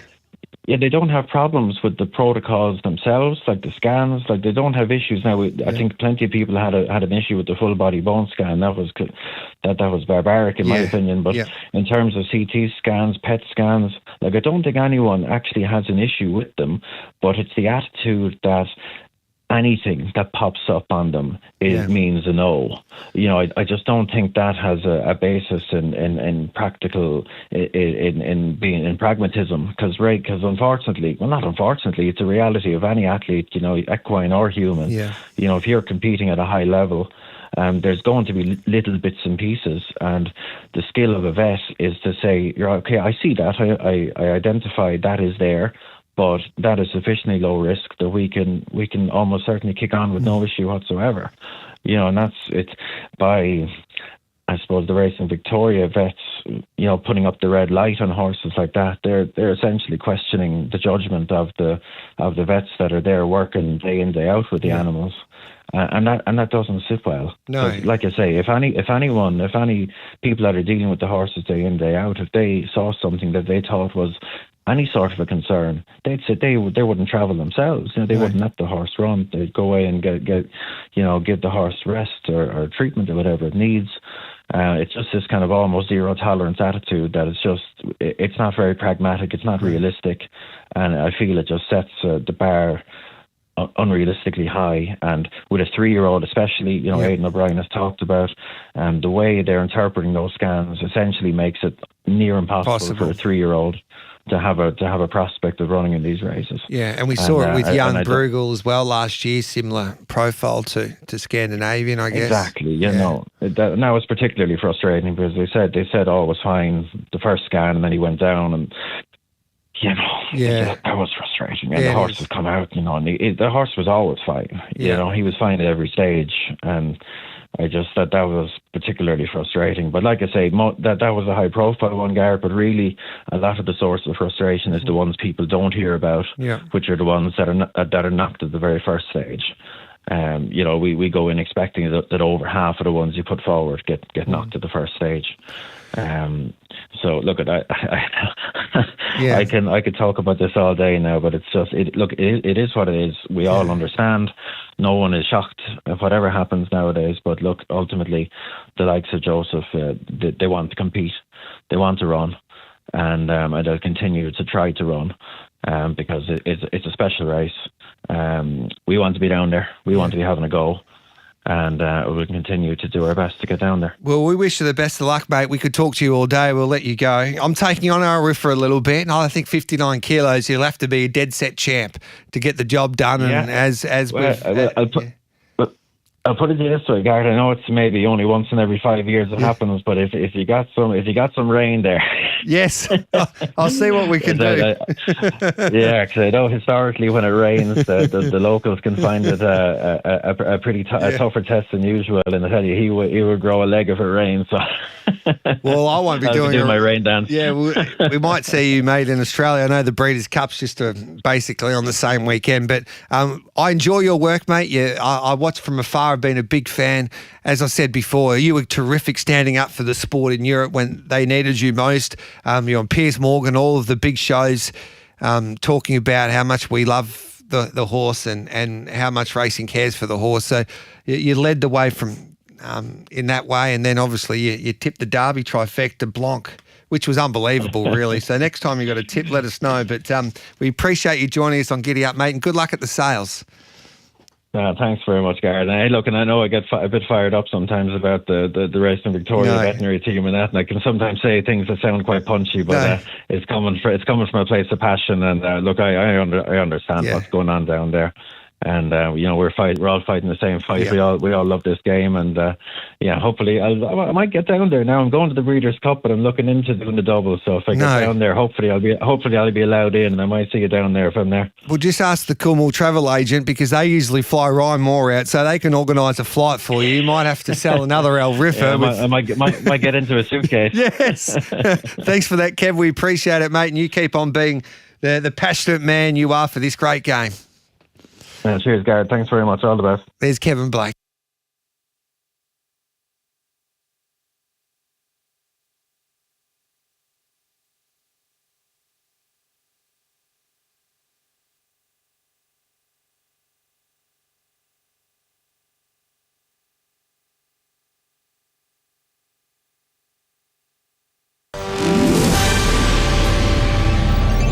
By Signet, making SEN News headlines. Anthony Albanese confident of a positive meeting with Donald Trump, with the PM locking in an October 20 face-to-face with the US President at the White House. Westpac cutting 200 bank teller jobs across its branch network. They'll be replaced by workers who will help customers use the bank's app. 2 people have been killed and another 30 are missing in floodwaters as Typhoon Ragasa lashed Taiwan. It's now moving towards Hong Kong.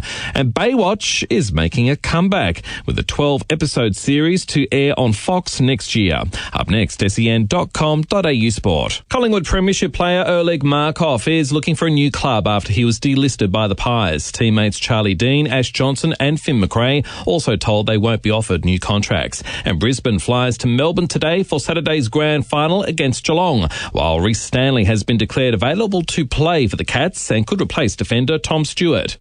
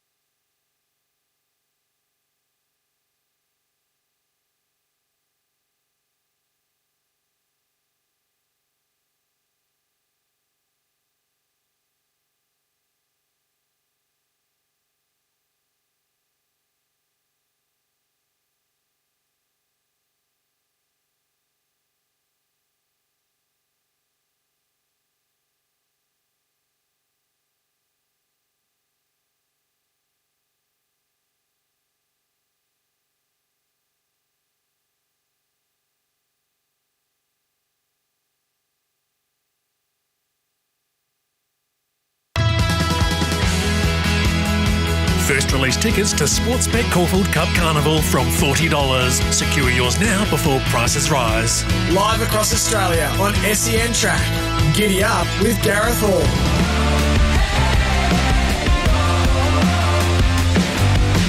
Welcome back to Giddy Up. Gareth Hall with you. It's time for... On Giddy Up, it's time to have your say. Are you loving it or leaving it? Let's welcome in the team once again. Will Bourne joins us. G'day, Will. Gareth, how are you? I'm very well. And Reece Goodwin, who set morning, social G. media morning, alight last week. Hello to you, mate. Good morning, mate. How are you? I am very well. Let's get stuck into it. We've got plenty of topics to get through. We'd love to hear your opinion as well. 0499 736 736. That's 0499 736 736. The first one is... And this is talking about, I reckon she might be the star of the show come Friday night. Can Pride of Jenny win the fee and stakes and go back-to-back on Friday night at the Valley? Are you loving that or leaving that, Will? Can I sit on the fence? No, you can't sit on the fence. She's good enough to win. She's obviously a highly class horse. But when you look at Treasure at the moment, she's a bit of a freak in form. You only saw the Group 1 the other day. I think, who was second? Mr. Brightside came out and won the Group 1 afterwards. Buckaroo nearly won the Group 1 afterwards, and Fangirl came out and won. So the form where she put pay to him by 2.5 lengths. Yes. You're going up a fit, rock hard freak of an animal. Look, but the track will suit her and she'll lead and she's going well. So it'll be exciting anyway. Yeah. Reese? I think she can absolutely win the race. The team wouldn't be running her if she wasn't right to go. She's the type of mare I feel that's why they trial her a few more times. Is because she's so hard on herself, you've got to make sure she's right to go under that extreme pressure. But of course, as Will just outlined, all those reasons, it's going to be tough because Treasure at the moment's fit.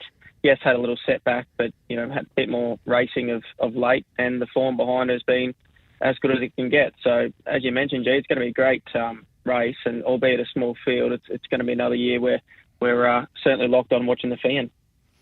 Lady Shenandoah is the favourite for the Manikato Stakes. Barrack Hill is the second favourite. The question I pose to you here, Reese, is Barrack Hill underrated? Yeah, I think he does definitely fly under the radar. I mean, I think it's just due to his age and, we've only seen him in bibs and bobs, but this is probably the first full prep the boys have been able to get under his belt, and he's absolutely flying. Lady Shenandoah, obviously the outside gate throws a real spanner in the works. Waller's horses generally aren't the type to bang out up on speed and chance the arm from a wide draw, so you would assume should be giving away a start. So yeah, I think he flies under the radar, and I think the barrier draw certainly helps his winning chances. Lady Shenandoah wins and wins easy. Yeah. Do you think Lady Shenandoah is better than Jolly Star? No. Talking about the Everest, the big story that's been breaking over the last couple of days has been Private Harry. He's out to double figures now on the Everest. And the question I pose to you for love it or leave it, we'll start with you here, Will Bourne. Ash Morgan being sacked on Private Harry. You can't love that. I mean, pretty harsh, but I guess if they want to explore other options, that's fair enough. Go into an Everest, but I think I don't know if he did much wrong, put it that way. What do you think? Well, I can understand both sides of the debate here because Ash Morgan had done a wonderful job aboard Private Harry. He was unbeaten. They had so much success. He has a bad day at the office and they decide they need a second opinion. The thing that they have completely stuffed up is the way that they handled it in a way. I think if they had their time again, Corinda Bloodstock and Nathan Doyle, they would have went down a different way how they handled it. Obviously, they involved Yulong. How did they handle it? I wasn't on. Well, they said that it was a decision with Yulong regarding the sacking of Ash Morgan. And what it wasn't. And Yulong came out and said yesterday that the decision is completely up to Nathan Doyle and Corinda Bloodstock. So there's a miscommunication there. And obviously it gets tricky when Yulong buys into a horse like this, and there is a lot of pressure. So I understand all of that. But I think if they had their time again at the start of the week, all they needed to go out and say is, Ash Morgan's done a great job, but we felt it didn't go to plan on Saturday. We want a second opinion regarding how well this horse is going.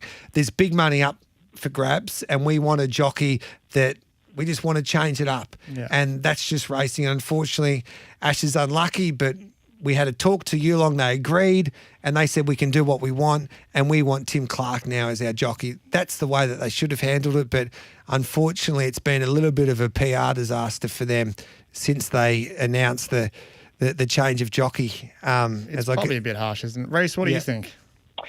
Oh, yeah. Look, unfortunately, I'm very much with you, G. I can see both sides of the story.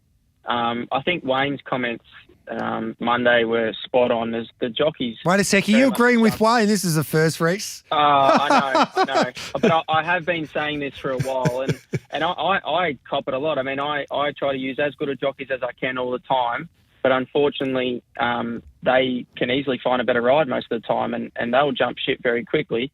But of course, Ash has done a terrific job on the horse. I don't think it was his fault at all what happened on the weekend. The horse seemed to underperform. But obviously there's a lot of money involved, and Yulong are running a high-class business, and they want to stand him at stud. So if they want to go with someone better. And as you said, G, if they probably could have just handled it a little bit better. No one really wanted to put their hand up and say who was at fault or who pulled the right rein. Probably could have just handled it better and made it look a bit prettier than what it was. You get involved in this a little bit, I would imagine. Will, you obviously with Kieran Maher, you buy horses at a big price and you get some big owners involved. There's jockeys that make mistakes, or there's owners, I would imagine, that are not happy with jockeys. But as Reese has pointed out, it happens both ways in a way. You get jockeys that jump off your horses when you think, I think you should be loyal to us. Happens both ways. I mean, Kieran, he puts the best available jockey on, and with owners, they have an opinion, they like jockeys, and it's just all swings and merry-go-rounds, and you don't fall out with anyone because you'll be riding with that jockey, or you'll choose that jockey in about a week's time. So I think everyone knows it's a business, and everyone's fine about it. You're very rarely emotional about it, put it that way. I think the punters get more emotional than anyone else. Everyone knows it's a business, and it's everyone's working, doing their best, and it's a competitive space. And some people just want to change every now and again because they're having a lot of luck. And jockeys get it right 9 times out of 10, and the best ones do, and then they get one wrong, and maybe I don't know what are the owners going to do with Buckaroo? Blake gets it right 9 times out of 10. I think a few people were thinking he went too early. I don't know, but it'd be harsh to take him off. But you can see the scenarios like that happen with us all the time. If that makes sense. 0499 736 736 to join our conversation. I was going to mention one jockey, but I won't. 0499 736 736. We'll take a break. We'll continue on. Love it or leave it next.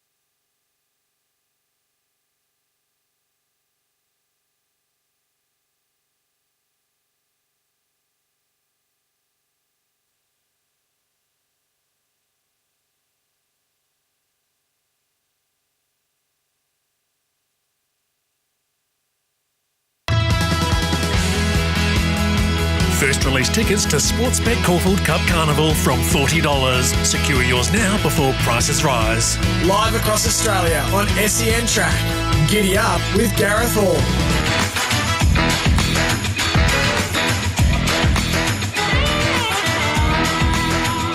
Welcome back to Love It or Leave It. Gareth Hall, Will Bourne and Reece Goodwood with you. Next topic we're going to have a chat about. Hang on, can I chime in? Yes. Love it or leave it. Your eulogy to Wooden Bassett. Can we all leave that? Why? Love the stallion, but that was a bit cringe. You know what? I don't give a continental what you think. I know probably you might say that, and I can understand that side of the argument, but it is my show, and I love that bloody horse. So you love the horse? Yeah, I love Wooden Bassett. Do you? Who's he by? Hey? Who's he by? Ifraj. Damn it. I thought I had you. Yeah, you idiot. Just because you know what? You can't win these days. If you bag a horse, then everyone goes you're too negative, and then you love a horse, and everyone says you're too cringeworthy. But don't get the AI to generate a eulogy to Wooden Bassett, then read it out. Like, come on. Reece, you on his side too, it sounds like it. Boy. You'd boo Santa Claus. I'm obviously scrolling through X and a few of the quote tweets are making me laugh. That the Dr. Turf one. Oh yeah, Dr. Turf. What's he said? I love Dr. Turf, but he just hates everybody at the moment, doesn't he? He's been very active on X lately. That's for sure. Yeah, no. And I love Dr. Turf, but yeah. Do you want to? Okay, there we go. What? Are you leaving it or loving it? No, I'm loving it. Okay. Of course I'm loving it. Reece, you're sitting on the fence. I haven't heard you say leave or love. No, he leave. I love it, G. I love it, G. Thanks for that, Reece. I appreciate that. The people knocking you aren't real horse lovers. Let's say that. Yeah, you know what? I can understand. Everyone's got their own opinion, but I like how you brought that up. That was... Well, I think people's issue was it didn't come across as authentic. It was very scripted. Well, it was. I wanted to make 3 times in the mirror this morning. No, and I practiced it in the shower a few times, but he was a superstar, Wooden Bassett. I loved his story. Do you know, I loved his story because he came from nowhere and basically ended up one of the greats. You thought that's me. Yeah, 100%. You could relate. I can see that. No one wanted him at the start of his stallion career. He was 5,000 euros and everyone thought he was not much good. But in the end, his record speaks for itself. Now I've got to take a break and have a word to Will Bourne, and we'll come back with plenty more straight after this.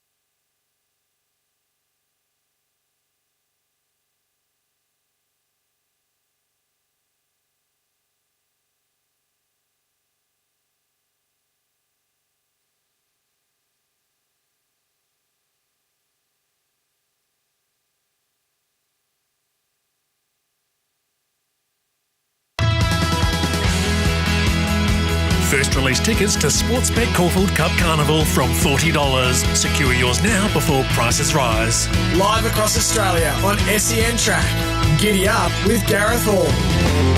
0499 736 736 to join our conversation. Gareth, the J-Mac is a stinker. Does the owner tell Uncle Chris remove J-Mac? Does Uncle Chris tell J-Mac he's been removed, or is J-Mac running the show? He doesn't get removed at any cost. Well, I reckon he's been sacked a few times, J-Mac, probably over the years. Skybird wins the Manikato. Lady Shenandoah is panels better than Jolly Star, and how anyone could contemplate backing either Pride of Jenny or Treasure of the Moment off a colic attack is madness. There you go. Boys, I think there's a horse at big overs in the Manikato Stakes. Charmstone at $17. What do you think there, Will? I think Lady Shenandoah wins. Yeah, wins easy. So it doesn't really matter what price Charmstone is. 10 o'clock news, we'll chat about Tempted straight after this. Is she vulnerable at 1,400 metres, or is she the horse to beat in the Golden Rose at Rose Hill on Saturday?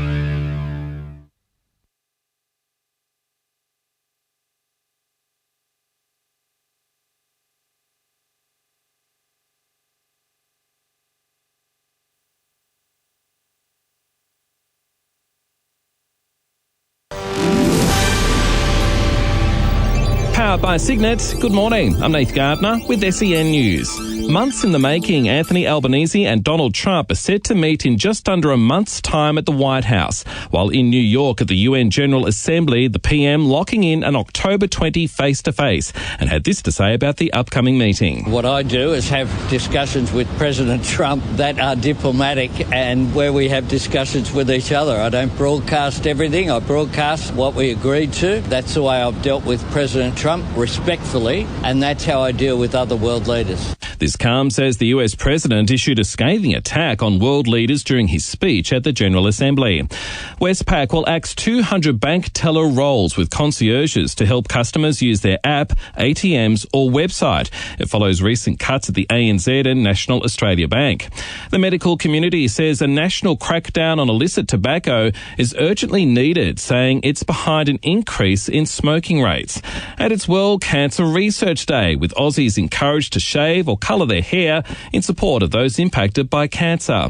The Australian Cancer Research Foundation's Carly Dutoit says the organisation is laser focused on supporting scientists' work. We provide scientists with the technology and equipment they need to accelerate and progress research. We're there at the very beginning, saying yes to big ideas that are truly looking to transform the way we prevent, detect and treat cancer. Coming up, SEN Sport. Brisbane players jet to Melbourne today ahead of Saturday's AFL Grand Final against Geelong. Lachie Neale has a strong chance to play, but will need to get through training to see if he's recovered from a calf injury. And the Cats have cleared Rhys Stanley, who's been out with a hamstring issue. And Liverpool, Chelsea and Wolves have all advanced to the fourth round of the English League Cup.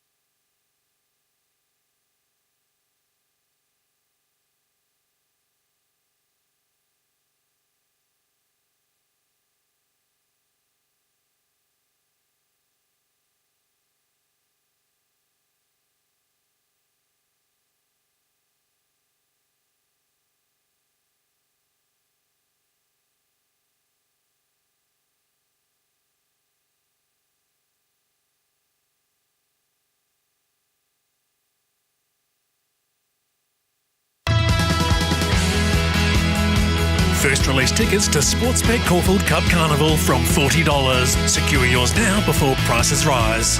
Live across Australia on SEN Track. Giddy Up with Gareth Hall. Welcome back to Giddy Up. Gareth Hall with you. Will Bourne, Reese Goodwin. This is Love It or Leave It. As we talk about the hot topics in racing, half yours will start favourite in the Caulfield Cup. Or I should say, half yours will win the Caulfield Cup. Do you love it or are you loving that or leaving that, Will? Well, obviously I want to leave it because I prefer if we won Caulfield Cup. But And he you can definitely... And you did used to train that horse and then you sold him online. Yes. Yes. But he can definitely win Caulfield Cup. We were right underbidder, yeah. Why didn't you go all the way?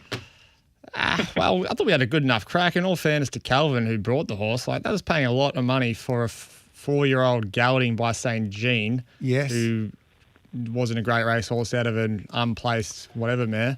And, fair play to him. I mean, it's progressed and he deserves to be the Cup favourite, and fair play to him for spending Calvin that money. would have some swagger and he would love to do that, I reckon. Too. In all fairness, Calvin's always got swagger. So whether the horse was going to be useless or as good as he is, he still struts around with his chest out. God love him. So he can win a Caulfield Cup. Definitely. I mean, when you're fit, in form like that, with a low weight, like he's the horse to beat. Yeah. Reese? Yeah, I think the biggest box he ticked for me on the weekend was he produced a really good figure on firm ground. I mean... Yeah, I agree. That was the biggest query, wasn't it? Yeah, absolutely. And that was fairly firm on the weekend from all reports. I had a runner there, and by the end of the day, when he won, and won impressively, it was getting pretty firm. So that was the biggest tick for mine. So absolutely he can win the Caulfield Cup. The big question is, I asked Calvin this the other day, Jamie Carr's been offered the right if she wants it. I think Ash Morgan and Harry Coffey might have been knocking on the door, but I think Jamie Carr will get the right 52.5 on his back. I didn't want Harry. I don't know. I think Jamie Carr, yeah. That's what Calvin told me there on Monday morning. Was Damien Lane too harsh on himself post-race last weekend, Reese Goodwin? I thought he was, yep. He's probably done what I think any jockey should do. Is you can never go wrong by being critical of yourself. People respect you a lot more for that, not just the punters, owners, trainers. If you just put your hand up and say you got it wrong straight away, well, they can't really argue with you. No. And he did that, which is fine. But, you know, there was maybe a few points of the race where, in hindsight, of course, you would go and change it. But I think Ollie might have reviewed the race really well on racing.com on Sunday morning, and the horse is a keen-going horse. Damien didn't want to push him into any spot and force him into a run. And by time, I think, if anything, the horse was going too well, and that's why he couldn't get to the outside of Damask Rose. The horse was just putting himself in spots that Damien probably didn't want to be in, to be fair. And as it worked out, he was getting held up by Feroce, who ran third in the race. So he wasn't even on the back of a horse that wasn't taking him anywhere. That's just how well Angel Capital was travelling. And no doubt in my mind, I thought the horse should have won. Did I think Damien cost the horse the race? In my honest opinion, no, I don't think he did. Will? Yeah, I think he just probably feels sick on how far the horse should have won by. He's harsh to himself, but then again, did he ride the horse like it was the best horse in the race? No. He rode it conservatively. Is he harsh on himself? Yes. Are you being too disrespectful to Seppel, saying that the horse should have won easily? Well, he was huge, the winner, but he got out with 50 to go and still nearly won. Like, you could see his action late. If he got out and rolling at any point, he would have lapped them. But Seppels, they don't do what he did usually when he ran time at the start like he did, Reese, and then just still hang on. I know that Angel Capital was unlucky, but you got to give credit to horses that make their own luck.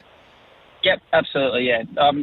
For no way, shape or form am I knocking Seppels. It was a brilliant ride from Willow, and as we've all know, that's the difference between winning and losing races. The horse that was able to go forward, relax, sit off one, whereas Angel Capital can sort of overdo things. Yeah. And they had to ride him conservatively, and that is also how Chris rides his horses. I don't think anyone thought Angel Capital was going to be going forward like Sequels was, and Willow took the race by the scruff of the neck, and he got the wing result.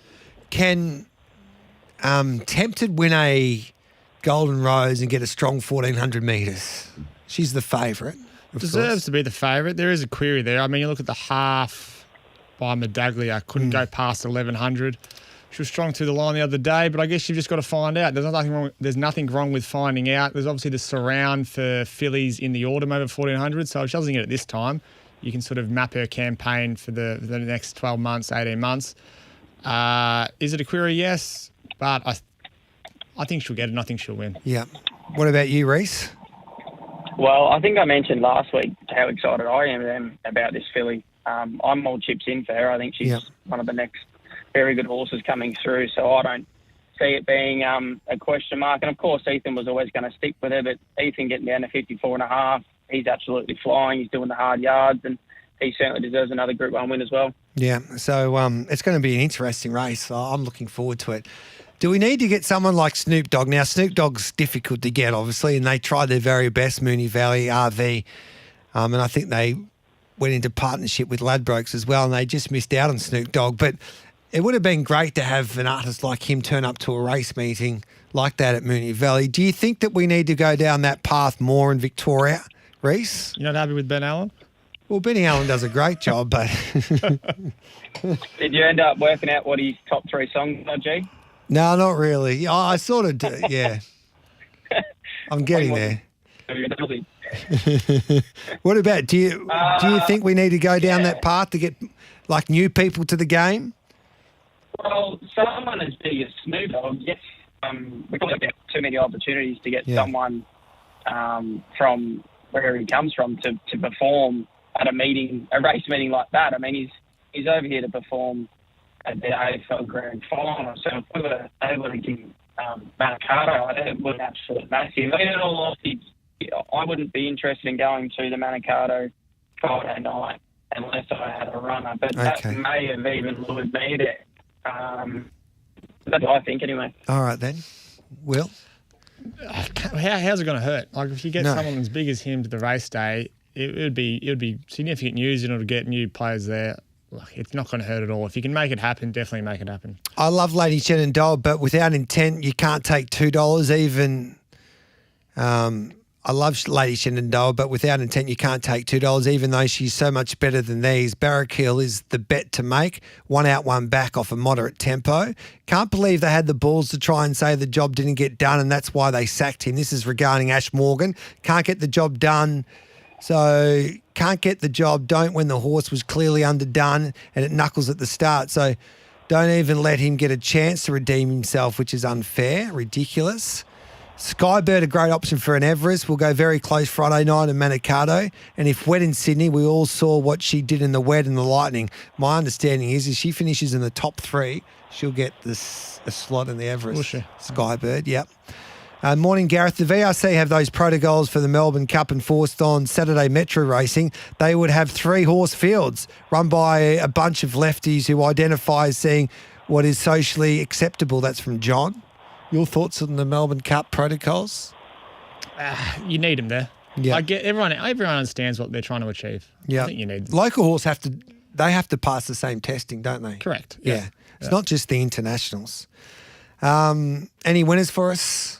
Getting a lot of good feedback too for my tribute to Wood and Bassett. This is probably going to be my last time on the radio here. No, you can come back every week. No, I'm not. Winners today, Observer, the Godolphin horse by Gareth. Oh, okay. Wins the Derby, they tell me. On that path, but trialling really well. The progressive horse in the race, Mark Zara aboard. Good barrier. Really progressive horse by Gareth that I think is going places. So, yeah, like him. All right then, Reece. Do you have a winner for us? Unfortunately not. No, I don't think so. I'm going to go in Adelaide, but Adelaide in really form from maybe watch out for Ed Mornington. Okay. We're just breaking up a little bit. You must have What have you got for us, Gareth? Are you going to tip us a winner? Yeah, Observer. Okay, that's creative. Well done. That's as good as your eulogy. I reckon Lady Shenandoah will win on Friday night. Is there anything you're not copying that I'm saying? No. Any thoughts of your own? Or if you don't have AI, you can't really... Yeah, that's a very good... What else have I got for you today? No, I haven't got anything yet. I'll wait for a little later on the show. Okay. But you've come with Observer. You always after last week. Yeah, I agree.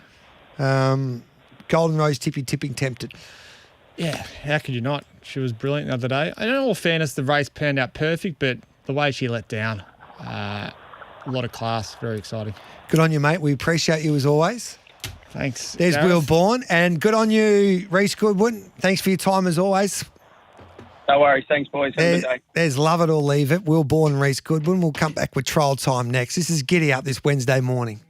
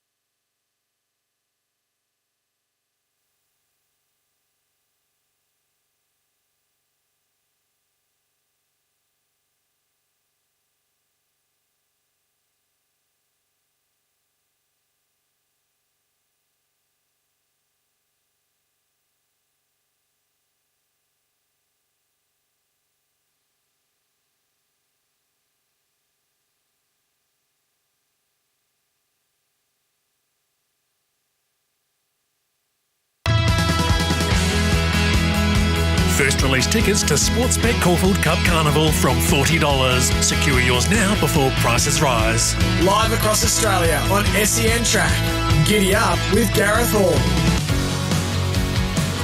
Now on Giddy Up, it's time for Trial Time with Dean Watling.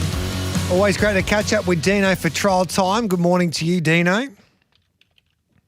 Morning, G. How are you? I am very well. Let's get stuck into your top 5 trialers from last week, and we'll kick off with the stay inside cult because the 2-year-old stepped out for the first time in Sydney on Monday, and I know that's your favourite time of the year, Dino, and you like this son of stay inside. I do, G. That's number 1, though. Oh, sorry. Start at 5 and work our way back. Yeah, that's a good point. I've just given up. Unbelievable.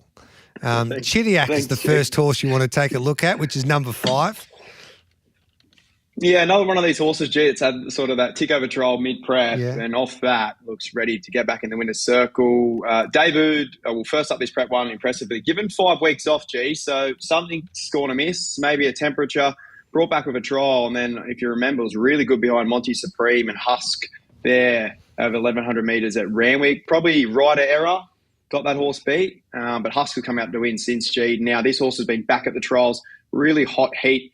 Lord of Biscay and a couple other nice horses there. So I think when Chidiac gets back to the races, G, I think we'll get Price, and he looks a winner in the coming. Or she looks a winner. I think Saturday maybe race 10 she's nom for. So keep an eye out for that. Number 4 is the Queensland Derby champ in Mason Louis, who won nicely there at Eagle Farm before going out for a break, and he's trialled nicely, obviously, in recent time. Why do you like him, mate?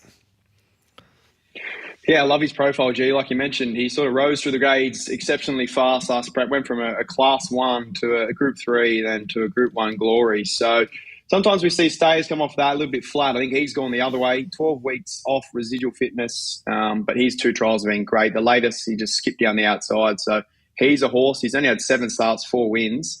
He's come back in great order, G. He's probably one that's maybe forgotten in a couple of people's minds. Yep, all right then. Mason Louis, there's number 4. Number 3 is Chains of Love. She's a filly by I'm Invincible that races in those famous Arrowfield colours. Yep, this one comes out of the Chidiac heat. Like I mentioned, Lord of Biscay and a couple others. They're all sort of Saturday grade, but she isn't. She hasn't made her debut yet. Gee, she's really well bred. This was a second trial. The shades went on. She was ridden up on speed compared to her first trial. She kicked away in really, really fast times. So it's always tricky with Massar and Gavinrich runners, especially when Bullock's in the saddle, to get a price first up, G. But I think Chains of Love is one out of the box for that camp. They had a couple in that heat across those Musselbrook heats, but Chains of Love was the clear pick for me. I love number 2. I watched this filly trial there on Monday as well. Oh, yes, she did. She's a daughter of Yes, Yes, Yes. And Mitchell and Desiree Kearney prepare this galloper at Hawkesbury. They had a few of those young 2-year-olds that stepped out there on Monday as well there, Dino.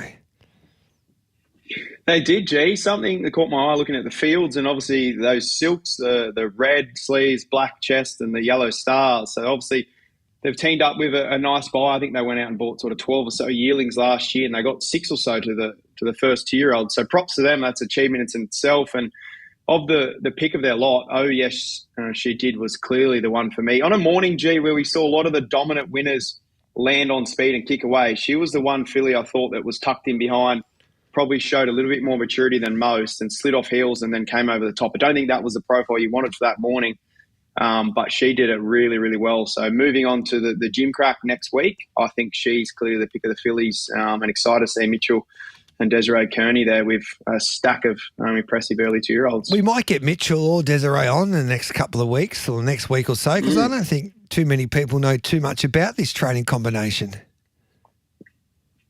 No, I think it's a good idea, G, in the sense of as well, how do they get them up and going so early? We know it's a fickle nature, these 2-year-olds, and a lot of stables can't do it, but I don't know much about them, to be honest, myself. So they're doing something right to get these 2-year-olds prepped up and in such a professional way. It's one thing to get them there, G. It's another thing to win a trial as well. Chidiac is the horse that's number 5. You spell it Chidiac. That's his number 5 trialer of the week. And number 1, we haven't given away, have we? Yes, the Stay Inside Colt. Eviction notice for Gay Waterhouse and Adrian Bott. I thought it was a good enough morning there, G, on Monday. It's one of my favourite mornings. I don't think there was too many standouts, but I thought Eviction Notice was clearly the pick of all 2-year-olds. Early speed was outstanding. Waterhouse and Bott combination. Travelled sweetly throughout and then showed an outstanding kick away in the straight and probably wasn't really hard ridden compared to, say, the stablemate your Huckleberry and Paradoxium, a couple of others. So I thought X Factor all over. Time was there, one of the quickest heats, if not the quickest heat. And if I'm taking any 2-year-old home for that morning, G, it is Eviction Notice. I think it'll come up a short price favourite there in the Breeders' Plate next week. Any horses that we need to be backing? We got one tomorrow, G. So race number 3 at Hawkesbury, Young Mr. Grace.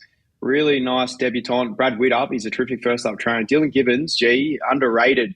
Dylan, he's flying at the moment. They team up in race 3 there tomorrow at Hawkesbury. I think the Hawks galloper's been backed off the map. So not sure if Wayne stepped in, but we'll be stepping into young Mr. Grace there tomorrow at Hawkesbury. Love your work, Dino. We look forward to catching up with you in Bag of Tips in the final hour of the show today.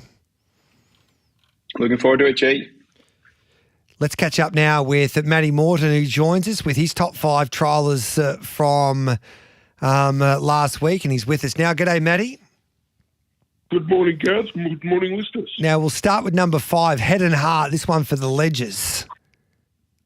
Absolutely. John Ledger has trained a few smart horses over the years, but quality has been thin on the ground of late. The best horse in his yard right now may well be lightly raced 4-year-old Head and Heart. He was a good winner on debut, but lost his way after that when brought to the big smoke. I think he has quite a bit more to offer than his current mark of 62. And he looked good following the speed before quickly taking command on Monday at Wangaratta and was definitely the best effort at that course by some way on the day. Charlotte Littlefield, you found one from her stable in Angel and Black as your number 4 trialler from the week. Yeah, Charlotte's got another nice filly, as you said, Angel and Black, that's well worth keeping an eye out for. We saw her at Caulfield, Gareth, when Craig Williams took her to the tail early and gave her a very quiet time. Not many made ground from the tail that day, but Angel and Black was very good late under restraint. She ran through the line very well that day, but was even better at Pakenham yesterday. She settled well back under restraint under Craig Williams again, but made up substantial ground when asked without too much being asked from the saddle, and definitely one with good ability and will be hard to hold out in a maiden on debut, which should be pretty soon, I reckon. Vain Girl's an interesting one. We saw her at the Gold Coast in January in the Magic Millions 2-year-old Classic. She was just outside of the placings. She won on debut, and it was a brilliant debut as well. She's a Blue Point filly that comes to Melbourne. First up this preparation for Chris and Corey Munt. She races at the Valley Friday night, and James McDonald's been booked. Yeah, do you know which contest she's in? Is she in the Group 3 or in the other 3-year-old race? She will be going around in the Scarborough Stakes. Yes, that's the Group 3. Yep. Okay, so the highly rated Christian Corey Munt's filly, Vain Girl, has made the trip down south after trialling in Queensland at the end of July. That was about 7 weeks ago. She looked in excellent order at Flemington on Friday. Ridden widest of all with plenty of restraint, she showed abundant speed when asked by Fred Kersley and destroyed her opposition late. She ran through the line very strongly and is a very interesting runner for the 3-year-old fillies races over the carnival. Number 2 is a Melbourne Cup chance in Deakin for Philip Stokes. Yeah, this is one that's gone back to the trials after 2 recent runs. He's on his way to the Melbourne Cup, and of course he doesn't have the problem with qualifying. He's already done that. He galloped with enthusiasm yesterday morning and quickly put paid to horses rated 80 without any urging. He looks set to put his best hoof forward next time out and will be hard to beat in the right contest. He's off 52 in the Cup and certainly looks a solid enough contender. He continues to progress nicely without any pressure to qualify for the Cup, as I said. And your number 1 trialler, mate? Yeah, number 1 this week is another horse that Garen Bedgood has recruited into his stable. He's developed a very strong reputation with second-hand stock, and this one is Hedge from the Price Kent yard. Hedge was a conspicuous mid-pack finisher 2 weeks ago in a jump-out won by Ray Magnerio, and he stepped up considerably on Monday. He settled in behind after jumping well He got caught behind horses and was noticeably held up for a run early in the straight. But once Jamie Mellon found daylight, Hedge found the line very strongly, and he dropped Nadal in the process, who was trailing him up. So ready to go now, and definitely one to watch in the Bedgood stable. Beautiful. Who are we backing this week, mate? There's not much that I want to get on this week, Gareth. I heard you mention the 2-year-olds previously there. There's one I didn't mention a couple of weeks ago. I've watched a few 2-year-olds down here so far, but the Macaboys have quite a few that trialled 2 weeks ago at Flemington, and a number of them for Godolphin. Yeah. The standout for me so far is the Brazen Bow colt Knurl, Knurl, and we'll be keeping an eye out for his progress going forward. Beautiful. Fields are out for Manikato Stakes night there at Moonee Valley. The Feehan Stakes is 6 horses, actually. Alan Quer takes his place in the race. He was formerly with Glenn Thompson and Mike Moroney. He didn't really come up last preparation. He's a Cups horse, but they're going to kick him off in a Feehan Stakes. And Julius Sandu's going to send around his galloper there on Friday night in Flying Valley. That's a progressive type, but this is a big test for Flying Valley. So there's 6 horses, Tom Kitt and Attrition, who finished 4th last year, Alan Quer, Flying Valley, Pride of Jenny, and Treasure the Moment. So that will be an interesting race. That's race 6 on the card there at Moonee Valley on Friday night. The one horse probably today that we've mentioned previously is Just Like Gabby in race 3. Yep. She's drawn a bit wide though, so just treat it with a little bit of caution. Good on you, Matty Morton. Thanks for that, mate. All right, cheers, Gareth. There's Matt Morton there. It is 10:30 right on news time. Hong Kong Corner next. David Hayes will be my special guest.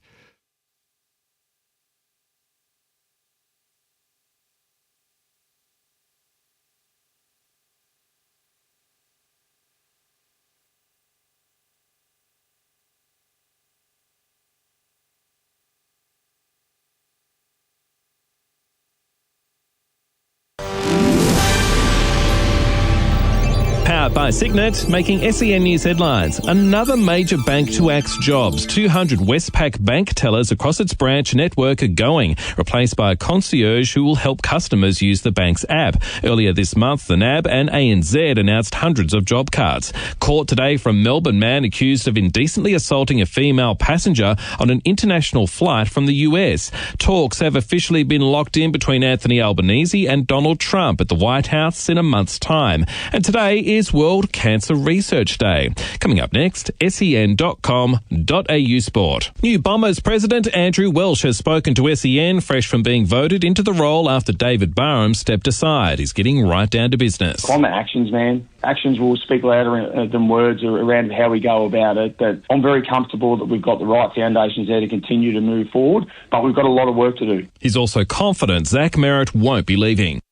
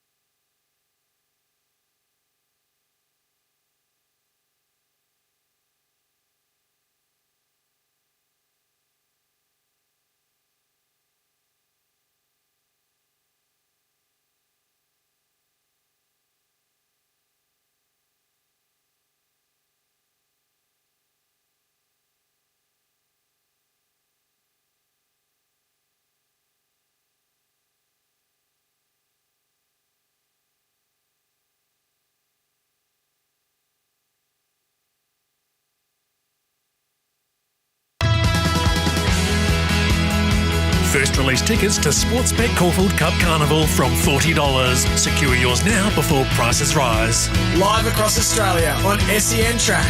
Giddy Up with Gareth Hall.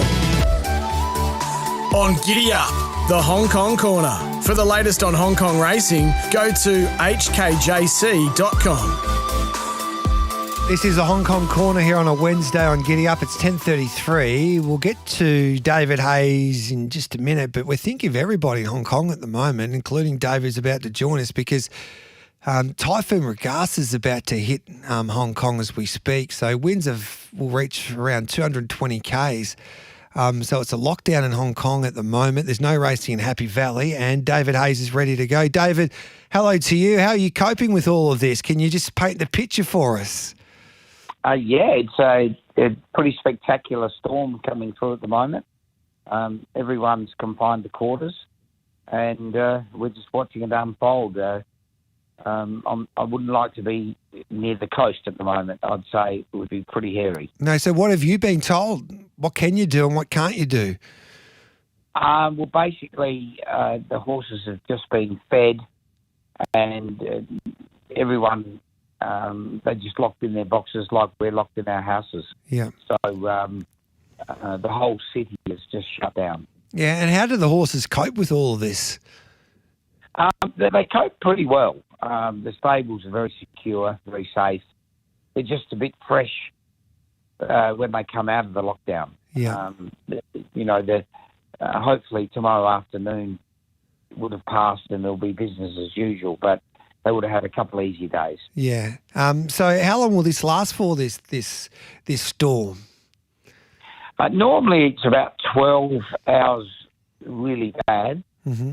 And then it eases and it backs off pretty quickly once it goes past. Yeah, I'm just seeing a few of the pictures here that are coming through with this typhoon. So, yeah, it looks pretty scary, but obviously you're okay at the moment and hopefully it'll pass and then you'll be back at work. So how long is the track closed for? The track's closed for today, yeah, and hopefully it's open in the morning. Yeah. If not, it'll be open tomorrow afternoon. Yeah. Does it make it difficult to prepare your horses for Sunday? Well, it does, but it's the same for everyone. So it's not like horses are coming in from Sydney or Perth or Adelaide. If you're in Melbourne and Melbourne's been shut down and they've been operating, it's the same for us all. So it's a bit of it's frustrating, but we just have to cope with it. No such problems for Kane Rising. Is he enjoying Canterbury? He is. I just was watching him on the Twitter feeds. Yeah. And he's arrived there. He beat the typhoon by 36 hours. So that's good news to get in, which means he's had no hold-ups. That would have been a complete nightmare if he was obviously stuck at the airport or you had to go back to the Hong Kong quarantine because of that weather. He probably would have been game over. Okay. But now he's there. He's able to come out of quarantine, trial when we want to trial him, and he's on the right prep. So he was 36 hours away of being out of an Everest? Pretty well, because he wouldn't have been able to do the quarantine, and it's a bit of a tight timeline. So, it was lucky. I was listening to you talking about the situation there at Canterbury and how we can get a little bit keen in the tunnel there in Hong Kong. You were explaining, I think it was on Nick Luck's podcast, that he is loving basically Canterbury and he actually has settled in better than he would say sometimes when he's at home. Yeah, like if he's got a little fault, he's going through the tunnel, he gets right on his toes and jogs and wants to get on and work. And then once he starts working, he's perfect. In quarantine with no other horses around, he doesn't get as competitive and he's much more relaxed, and it's just lovely to see. Yeah. You always want to see your horses nice and relaxed. And obviously that quarantine centre's had plenty of success. Willie Haggis knows how to train a Group 1 winner from that facility there. So I'm looking forward to seeing him gallop. When will he have his first serious gallop there, David? It'll probably be in about a week's time. Yeah. He'll do an easy gallop on the weekend, and then his work will start, and the intensity will start increasing into the trial. But the great thing about the trial, that's his real gallop. Yeah. And that'll tell us where we're at, if he needs less work, more work after that dress rehearsal on the 7th. He's getting more coverage than Snoop Dogg since he's arrived. You don't need to get any updates. Every time I look at social media, there he's eating, he's walking, he's trotting around. It's quite unbelievable, David. Yeah, he's a bit younger than Snoop Dogg. Yes. So, When do you come here? I arrive with Zach on the Monday before the trial Tuesday. Yep. And we trial him, and we see where he's at and how he's going, and then basically go back to Hong Kong, and then I arrive the week of the race. His final gallop will be the Monday before the Everest.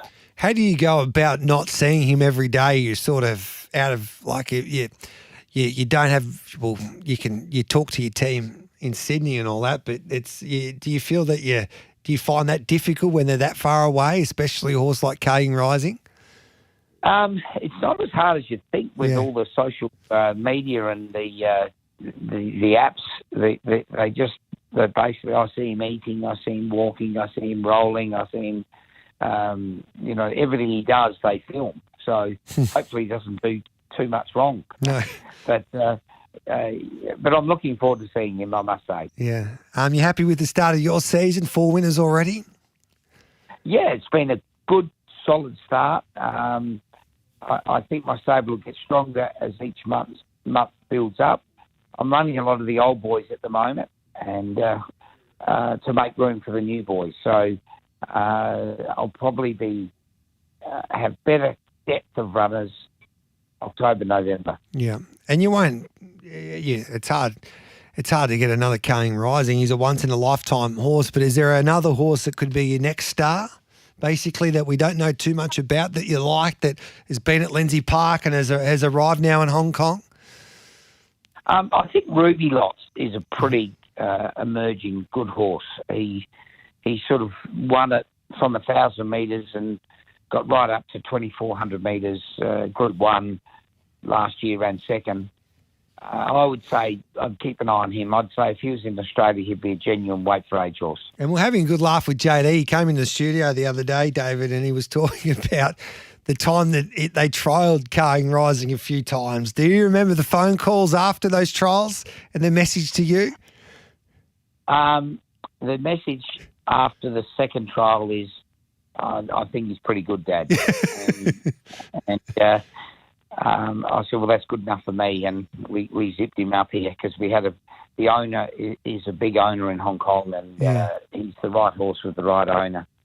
And I didn't want to make a mistake, but they were pretty confident he was good, but they got it a bit wrong. They didn't know he was this good. No, they might have said, Dad, I don't know about that. You might leave him for one start with us at least. But, the Sham Express that dominated there at Lindsay Park, and, it would have been, he's been a great story since. And when did you realise he was that good? Probably in his Class 3 race, because he was a 3-year-old racing older horses, and he was carrying 61 kilos, put it in 135 Hong Kong, and giving older horses weight, and some good older horses like Melbourne Saturday horses standard. And he came out, broke 1.8 from barrier 14 or the widest gate, just sat there and won by 4 lengths, easing down. And for 3-year-olds to beat good older horses giving weight, I don't have to tell everyone in Australia, very hard to do. And he just trotted up. So I thought, wow, you're very, very good. And then from then on, the rest is history. He's just kept winning. He's a very, very special horse. Yeah, we can't wait to see him in an Everest. Hey, David, thanks for your time, mate. Good luck with this typhoon. Hopefully everybody gets through it safe. And, we'll catch up with you, no doubt, probably in the next week or so because everybody wants to know what King Rising is doing. Thanks for your time as always, mate. Look forward to getting home. There we go. There's David Hayes, the champion trainer. It's 10:43. We'll come back and have a chat to Maddie Reid for Tassie time. That'll be next here on Giddy Up.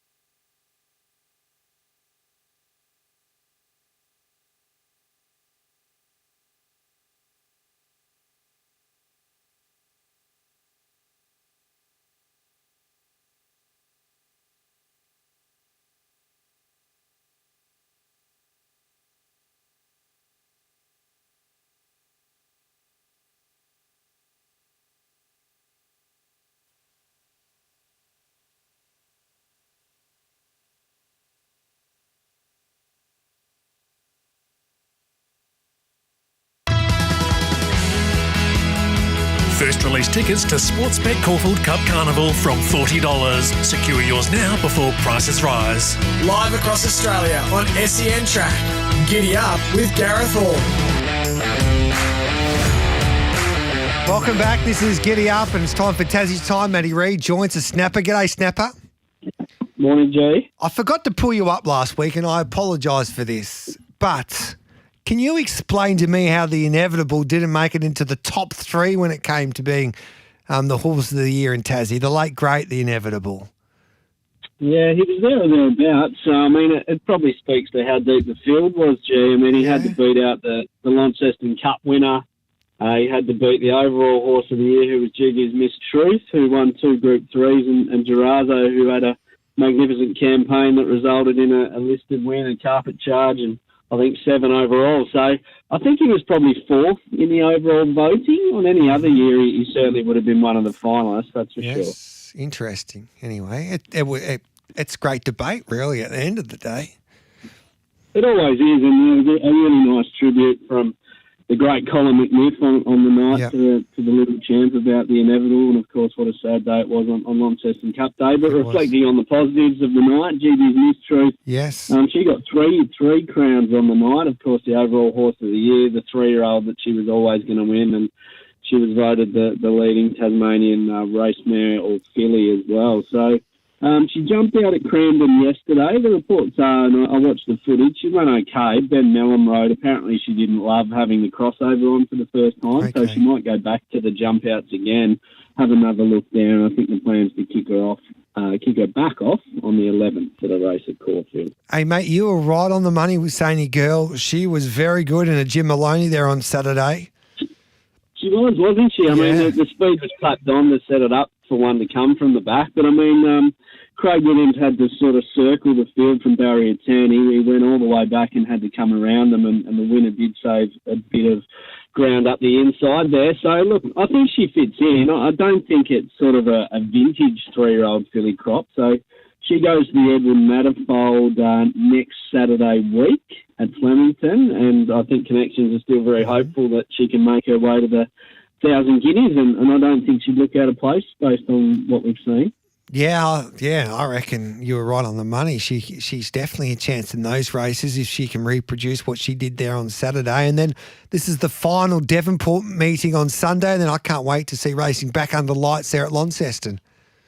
Yeah, there was a massive trial session at Launceston yesterday. I think they had nearly 80 horses across 14 trials, and they're all getting ready for the return to the grass. And look, the fields have probably fallen away a bit in Devonport over the last couple of weeks. So certainly we're a bit light on numbers for the final meeting on the carpet. And then they have a break there before their Devonport Cup Carnival. So it's really ramping up. I had a quick look at the fields. I think Star 40 in the first Devonport G's probably a put in, take out. We might have to take out at pretty short odds, but it looks like it'll be winning. Beautiful. So what was that horse again? Sorry, you just broke up a little bit. That's right, mate. Star 40 and in the first at Devonport on Sunday. Star 40, yep. That'll do us, mate. Appreciate that. And then Launceston under lights, as you point out, they had any trialers that caught your eye? They were. Crack the Shutters, who was one of the 2-year-old finalists from last year. Gee, she went like a rocket. She was the quickest time on the day, and I think that 2-year-old form from last season is red hot. And we just touched on Zany Girl. I mean, she's one of that crop. Crack the Shutters chased her home in the Elwick Stakes, and their speed favourite in the Gold Sovereign against her and Sanaya. So she goes to a Class 1, I reckon, next Friday. She'll be short, but I'd be surprised if she gets beat. Beautiful, mate. We appreciate your help as always. And, good luck with Star 14, I should say, in that first race, race 1, number 7 there at Devonport on Sunday. Nice and early over the 1,000 metres. Good you. Thanks, Jay. There we go. There's Matty Reid for Tassie Time. We'll take a break, then we'll come back and we'll wrap up this hour. Straight after the 11 o'clock news, it's Bag of Tips.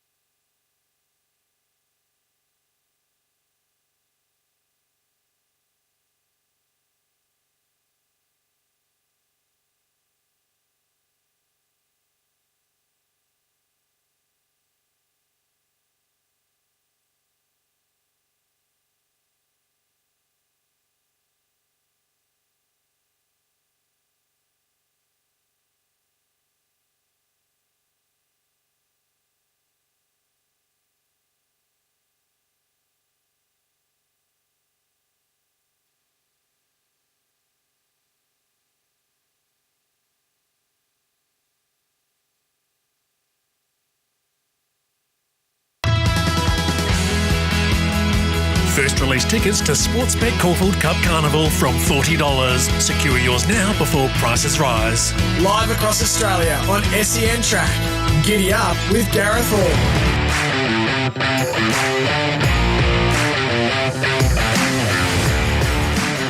Welcome back to Giddy Up, facing the breeze. Bag of tips coming up next, all thanks to Bet365. We'll go around the country trying to find you a few winners with our experts. We've got Mitchy Lewis who will preview the Sandown meeting. Mickey Gann and Dean Watling take a close look at the meeting at Warwick Farm today. Chris Nelson at Eagle Farm. Peter Anthony's at Belmont.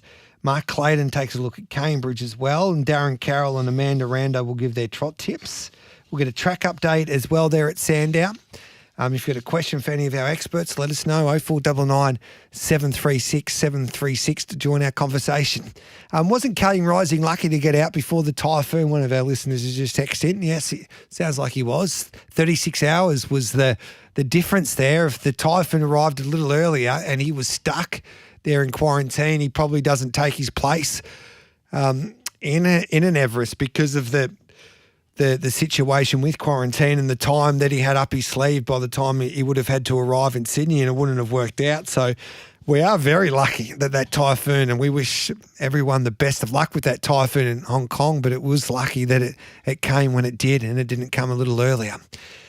Straight after the 11 o'clock news, we'll have we'll get stuck into Bag of Tips, as I said. Hopefully Kath Coleman will join us as well. She's ready to go. So we'll talk to Kath about Peter Mooney and Kath Coleman's chances there at Sandown. They've got 3 strong chances there at that meeting. It's right on 11 o'clock. This is Giddy Up, all thanks to Bet365.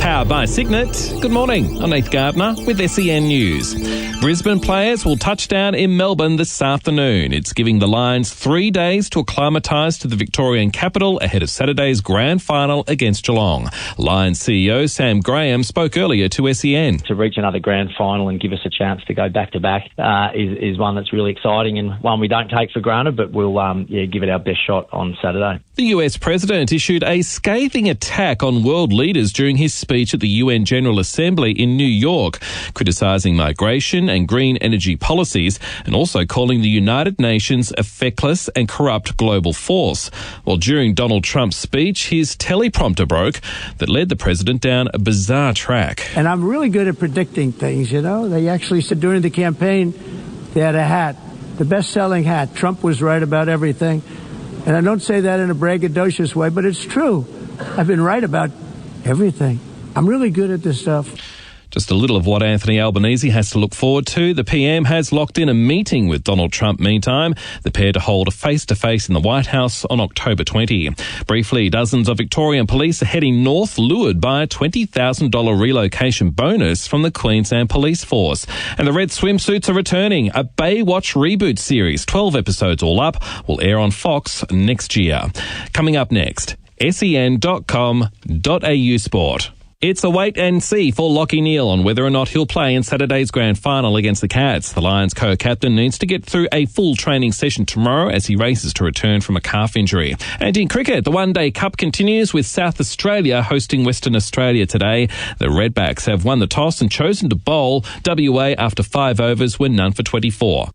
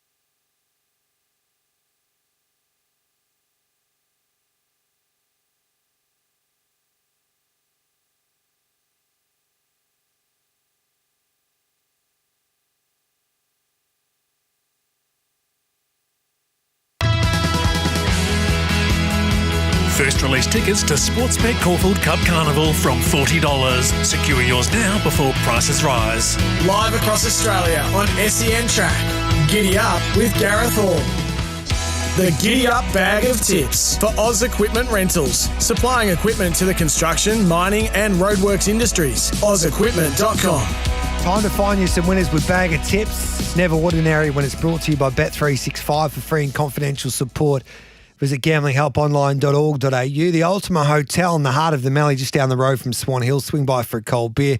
And Oz Equipment Rentals, supplying equipment to the construction, mining and roadworks industries. OzEquipment.com. Our Bet365 boost horse is race 1, number 8, Crusader Voyage at 2:30 at the moment. That offer will be on until 12 o'clock today. So it's race 1, number 8, Crusader Voyage. Tate Griffin joins us now with an update there at Sandown today. We're on the Hillside track. Good morning to you, Tate. Morning, Gareth. How are you? Good, thanks, mate. Good 4-rail in the True. What are you expecting this afternoon? Yeah, rails in through. We haven't been on that inside 6 metres of the hillside since late May, so it's in pretty good order at the moment, good cover of grass. Get out wider past probably the 8 metre line. It starts to get a bit tired and a bit worn out, so I'm guessing they'll use that inside 8 metres. Yep. And we should say a good 4 all day, I'd say. All right, then what's the weather looking like for the rest of the afternoon? We're going to be okay? They're tipping a little bit of shower, but I'm just looking at the radar now, and there's nothing on it of significance at the moment. But they are tipping 0 to 3 mil, so we might get a light shower throughout the day. And it's a southwesterly at the moment, so it's getting up to 20 to 30 k's, so into their faces down that front straight. What about wind conditions? There's about a 20 to 30k southwesterly at the moment, so it's into their face coming down that front straight. Yeah. So if it gets up, it is quite significant, but when those gusts get up, they are quite significant, but other than that, it's quite mild out here. All right, then. Thanks for that, Tate. We appreciate that update. No worries. Thanks, Gareth. Racing.com's Clint Hutchison joins us. G'day, Hutchie. Yeah, good morning, Gareth. How you going? Good, thanks, mate. We just had David Hayes on the phone. It was bloody lucky that we're wishing everyone the best of luck and stay safe there in Hong Kong with that typhoon. I'm just seeing a few of the pictures come through, but it was lucky. He was telling us that it came 36 hours later because the Everest would have been off if he couldn't have flown out there with Kane rising. Yeah, they timed it right, so that's fortunate, isn't it? And the Jockey Club timed it right on Sunday as well, because they actually postponed this meeting that was meant to be tonight, obviously, with the typhoon heading that way and, torrential rain for 3 days. They actually had to abandon the last couple of races on the weekend because I think they'd had 200 mils and there was a part of the track that was just rain sodden. So anyway, that'll give them a little bit of respite, and I wish them all well up there. Stay safe, and hopefully they will be tuning into racing.com online and finding a couple of winners at Sandown. And why wouldn't they? You're one of their favourite sons. So where do we start with your specials there on this Wednesday? And how do you think this track will play? I think it'll play. I mean, I love Sandown Hillside. I think it generally plays pretty well, particularly under these sorts of conditions when it's a good track, and sounds like that inside section will be good. But I'm not going to look at any sort of major patterns today. But look, I think we can get some early. Crusader Voyage in the first, race 1, number 8. It was a really good run behind Regal Award. Just strips a bit fitter. Got Zara Waller on side, and nice performance last start in good time. They ran along a little bit in that race and should strip a bit fitter. I thought he looked hard to beat, so I reckon we can get something early with him. Yep. And in race 7, a horse called the Observer, who's was in a jump out recently and really caught the eye. Nice piece of work. Started odds on in a couple of runs last preparation. Bit surprised it wasn't shorter, to be honest. I wouldn't be surprised if it does trim in the markets around that $3 mark, race 7, number 10, and I thought the Observer looked a smart prospect, got some ratings points in hand, and he can go on with the job and win first up today. And they're talking him up a little bit as well. I think he's Kieran Mart's best chance for Derby glory this time around, Observer. So I know we had Will Bourne on the show this morning. He gave it a good push, so he does look tough to beat, Observer. And then your value bet comes up in race 8. Yeah, last start winner at Mornington wasn't a bad win. It was one of those mains that's sort of been running well without winning and got to the front there. So if those wins do come up that you just mentioned and those on speed horses are suited, well, this is a horse that can sort of really go on with it. I didn't mind the win. They ran reasonable time and it's a competitive race, and I thought it looks a good each-way chance in the last. So hopefully that galloper can run. What was it, number 16? Yes, that's it, mate. 14. Yep. 14. Yep. 14, sorry. Yep. 14. Yep. So I thought could run well, but it's a really good card. I don't know if you've spoken to Peter Moot. You said you mentioned. No, hopefully we're going to catch up with Kath Coleman, but we're still trying at the moment anyway. Yeah, he's got a couple of very nice runners out there today, Pete and Kath. So I thought that Blinded by the Light looks a really nice prospect, and it was a great win first up. I thought it would be hard to beat as well. Yep, they're in the Rosemont Colours race 4, number 11.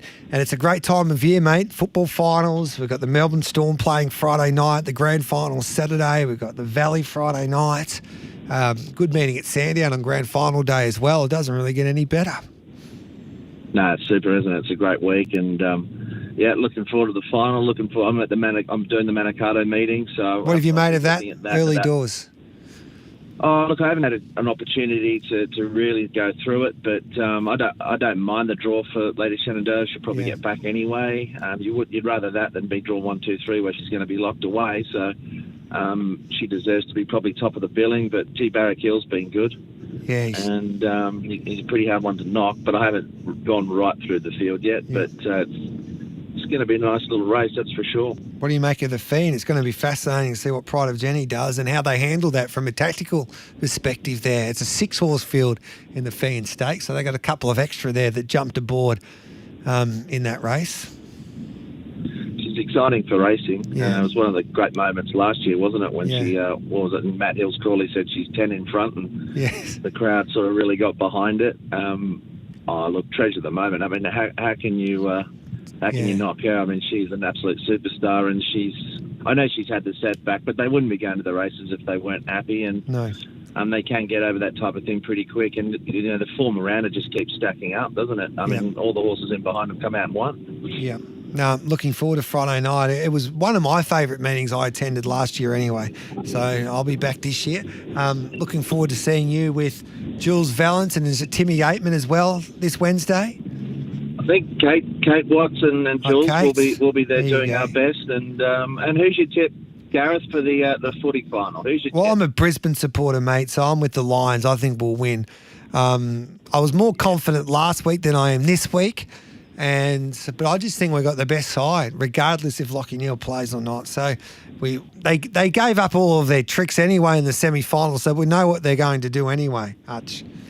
Yeah, that's absolutely right. Let's just hope. He just broke up. He must have been tipping Geelong. We've lost him. He's a good man, Hutch. So he'll be on racing.com this afternoon, so you can... Kate Watts will be leading the way, Jules Valance and Clinton Hutchison throughout the afternoon there on racing.com. 12 minutes past 11. We'll take a break. Mitch Lewis will join us next to preview this card at Sandown.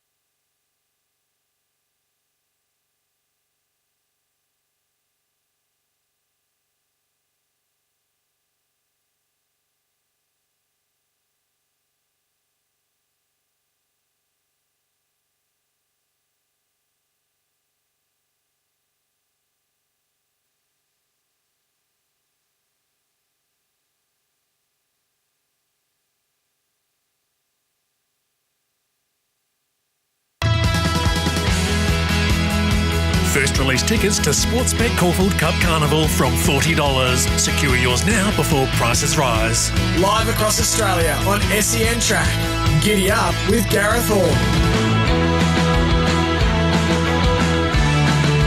Time to find you some winners at Sandown today. Rails in the True should play pretty fairly, you would imagine. We're on the Hillside track. We're in a good 4. And let's welcome in Mitchy Lewis, who's been in fine form of recent times, all thanks to Betsy. G'day, Mitchy boy.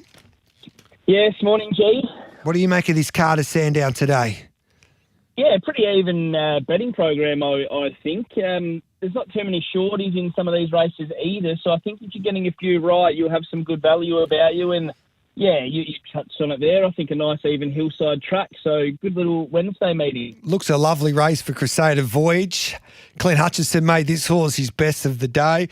We're getting $2.10 at the moment until 12 o'clock is our Bet365 boost horse. Waller and Zara combined, he's $1.75 at the moment. But as I said, he is our boost horse, so you're getting $2.10, which is a great little offer there to kick off proceedings. Let It Bill. Peter Moody, Kath Coleman got some nice chances throughout the day at $3.80. Enchanted Jenny for Lucy Yeomans and Blake Shin at $4.80. And then double figures for the rest here, Mitchy. Yeah, look, I thought it was Crusader Voyages to lose. Resumed really nicely. To the eye, you would have thought that he'd be better suited for more ground, so he gets that now. I think the boost probably makes him a backable price. Geez, he's pretty short as it stands everywhere else now. So, yeah, he's my on-topper. He should be hard to beat. And then, yeah, I went with 6 Enchanted Jenny next, followed by 9 Let It Bill, and then the 10 how would you pronounce this one, G? Negon Trophy? Yes, yeah. That's a tongue twister. Look, I thought that horse would benefit rising in distance too, so 8, 6, 9, 10 to kick off. Yep, so 8, 6, 9 and 10, the numbers there in race number 1, the odds on favourite Crusader Voyage. So you've got that galloper on top. The 3-year-olds do battle in the second race over the 1,300 metres. A few interesting first starters and lightly raced gallopers going around in this contest. And Expanding Power that was good on debut for EJ and Craig Williams is at $3.20. Regal Gen at $5. And then you've got Faster Bullet at $7, Lady Lonsdale at $8, and Upstage Next Best at $8 here. How do you read this race, mate? Yeah, look, tough. This is one of the trickier ones, I thought, so I'm sort of leaning into the race map, G. It's pointed me towards Fasto Bullet. He's had 2 placings so far in his career, including a close one here last start, same track and trip. So barrier 2, Mark Zara, I'm expecting a positive ride. You'll get a nice little soft run, I would have thought. Probably only the 12 Ibuki goes with the horse. So, yeah, I thought each way Fasto Bullet is a pretty good run. Then outside of him, we went the 9 Expanding Power, who you touched on. I thought was good on debut. 16 Upstage for the Beck team. And then 6 Regal Gent is my next one. Swiftly followed probably by, look, you could throw a few in, but 12 Ibuki was there or thereabouts as well. So a good each way price for your selection. Faster Bullet in the second race, 4, 9, 16 and 6, the numbers for Mitchy Lewis in race 2. Let's have a look at the third race. Marshall Music, very quick on her day, and she's the favourite here in race number 3. I think you were keen on this horse yesterday, I should say. He's the son of your song. And he is the market leader with Bet365. He's been well supported now, 10 into $5. And then you've got Just Like Gabby's been up and down in the market at $6. Actuality at $5 has had a little bit of support as well. And Exuberance has been easy for Mark Walker and Blake Shin, $7 first up with Bet365. Yeah, look, I'm keen Mushroom Music. I thought there was some good value in his price. He's been competitive in sort of higher grades. You know, BM74, 2 starts back at Moonee Valley. He ran within 0.2 there of Trapeze Warrior last start in the same track and trip here. Maps to go on speed. Look, Cartwright takes some weight off. Yeah, I thought 10s was a big price. He's probably around the right price now, but I still think he's value. So 1,000-metre specialist, I like to set up for him. And then outside of that, yeah, 9 Exuberance. I'm a fan of this horse, G, but I'm sort of just watching what it does here. I think second up, it's 2 from 2. I think that horse can go well with a run under its belt. Just like Gabby, just drawn wide was my only query. And then Lunar Module, I thought, could improve second up with a good race map. So you recap your numbers there, mate? 1, 9, 8 and 5, G. 1, 9, 8 and 5. So Marshall Music, the horse you're keen on that's been well supported there for Lindsay Park. Let's have a look at race number 4. This is for the mares, a benchmark 66 over the mile. Blinded by the Light, lightly raced 4-year-old mare by Seamus Award. She won nicely from an inside gate, getting a lovely run there at Bendigo the other day. She's come up the favourite with Bet365, and you're getting around $250 for her. A Diva at $5.50, Jealous at $7.50, the Navy Heart at $9, Stupendous at $9, and then we go out to Fearless Rider at $11. Yeah, look, Blinded by the Light, really impressive last start at Bendigo on the heavy 4-length winner. It's just tough, G, for me. At this price, I'm not super keen to be betting into the race. Just that barrier 11 worries me a little bit. A couple of these on the inside might kick up and force her to get right out the back. So I just thought at the price she was short enough, but I've got her on top. And then outside of that, 10, a Diva, I thought would get a good run closer there. 7, Stupendous, can mix form, but I think his best is good enough. And then the 6, Navy Heart, will improve second up, hopefully coming off the heavy. So I was 11, 10, 7 and 6, but I found it a tough betting race. 11, 10, 7 and 6 in race 4. 11, 10, 7 and 6. Let's have a look at the 5th race, benchmark 66 over the 1,800 metres. The mailbag team have got a couple of favourites engaged at Sandown today. This one for Gavin Bedggood, Shiny New Deal, who's the son of Dundee. I think he was a ready-to-run purchase back in the day there for the mailbag. It's come up the favourite here. Ritzy 20s at $5 has been well supported as well for Gay Waterhouse and Adrian Bott.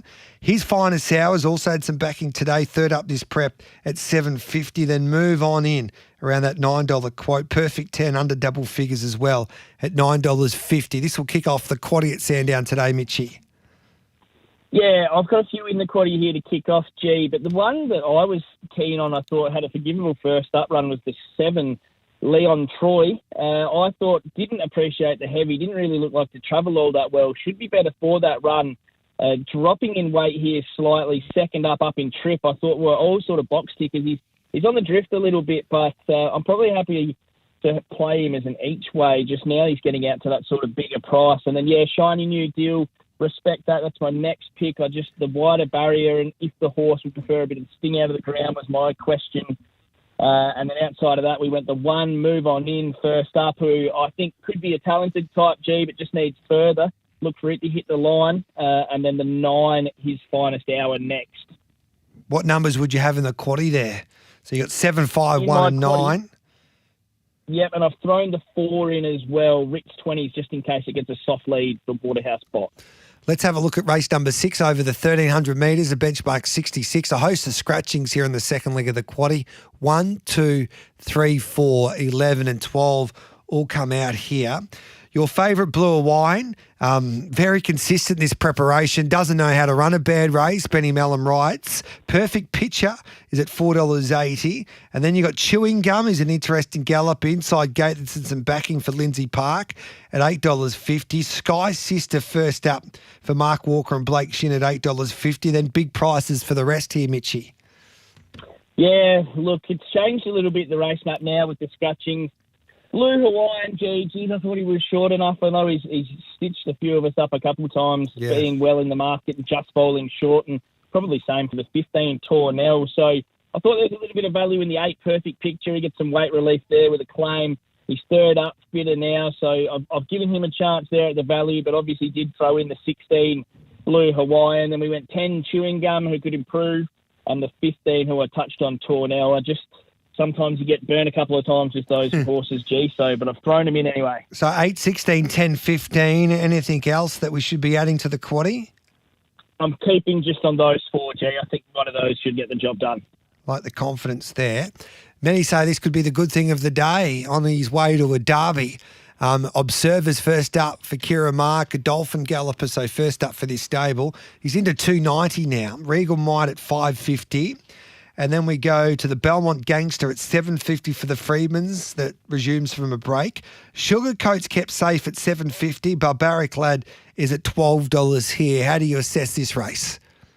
Yeah, look, I thought Observer's got some good upside. I'm pretty keen on him, G. As I mentioned yesterday, there's not a huge amount of speed in the race, maybe outside of Regal Might. So I thought he'll get a pretty good run. I know they suggest a derby type setup for him, so he's obviously going to get better over more ground. But I just think if that's the way they're looking here first up with the race map he's got, I think he's clearly the one to beat. So I think he gets the job done. He'd be the one that I'd call my best of the day. Yep. And then outside of him, I went 2 Regal Might, just in case he gets a soft enough run as well and could be hard to catch, followed by the 3 Barbaric Lad and the 7 Express Guard. But in the quaddie, I've just gone the 2 and the 10 as a saver, but you could clearly go the 10 one out if you wanted one quaddie too. Well, yeah, a lot of confidence with Observer today. And then we get to the last race, which is race 8 on the program. And you can take out the 4, 7 and 12, the numbers that are scratched there. Market tells us here Overactive at 370 is the favourite. It's another horse that's had some backing for Blake Shin. Street Lark at $5. Saxon Spot $7.50. Chaloots at $8 chance. A Masterful at $9. Caston Star, the best each way hope or value bet there for Clint Hutchison is at $9.50. And then Keen Enough's been a little easy now at $11.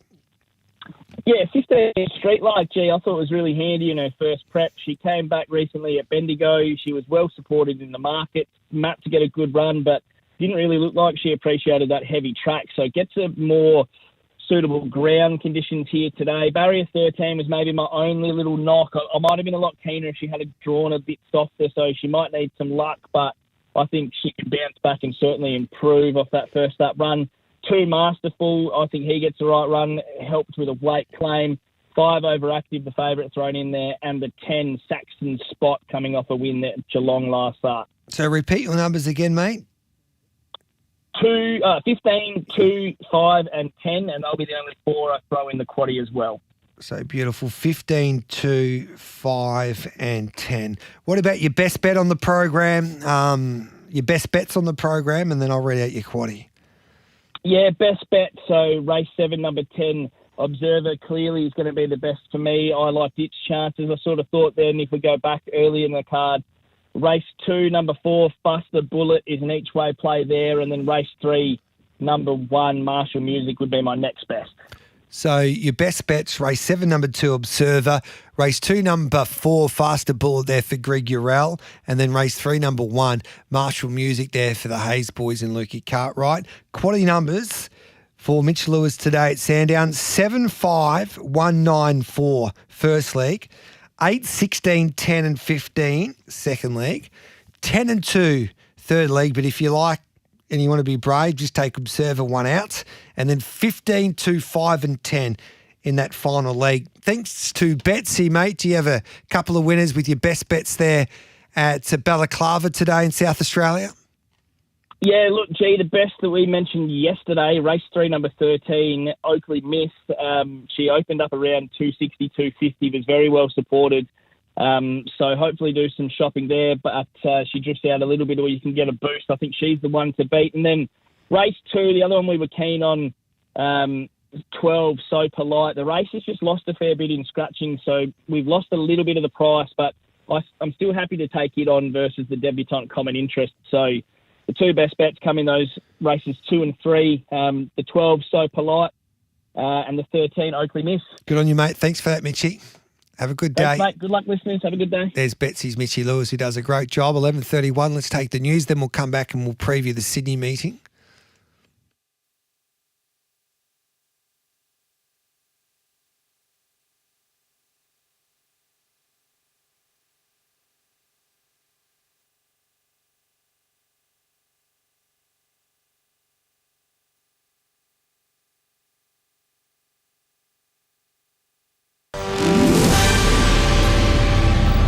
Powered by Signet, making SEN News headlines. Another major bank to axe jobs. 200 Westpac bank tellers across its branch network are going, replaced by a concierge who will help customers use the bank's app. Earlier this month, the NAB and ANZ announced hundreds of job cards. Caught today from Melbourne man accused of indecently assaulting a female passenger on an international flight from the US. Talks have officially been locked in between Anthony Albanese and Donald Trump at the White House in a month's time. And today is World Cancer Research Day. Coming up next, sen.com.au sport. It's a wait and see for Lachie Neale on whether or not he'll play in Saturday's grand final against the Cats. The Lions co-captain needs to get through a full training session tomorrow as he races to return from a calf injury. And in cricket, the One-Day Cup continues with South Australia hosting Western Australia today. The Redbacks have won the toss and chosen to bowl. WA none for 79 after 12 overs.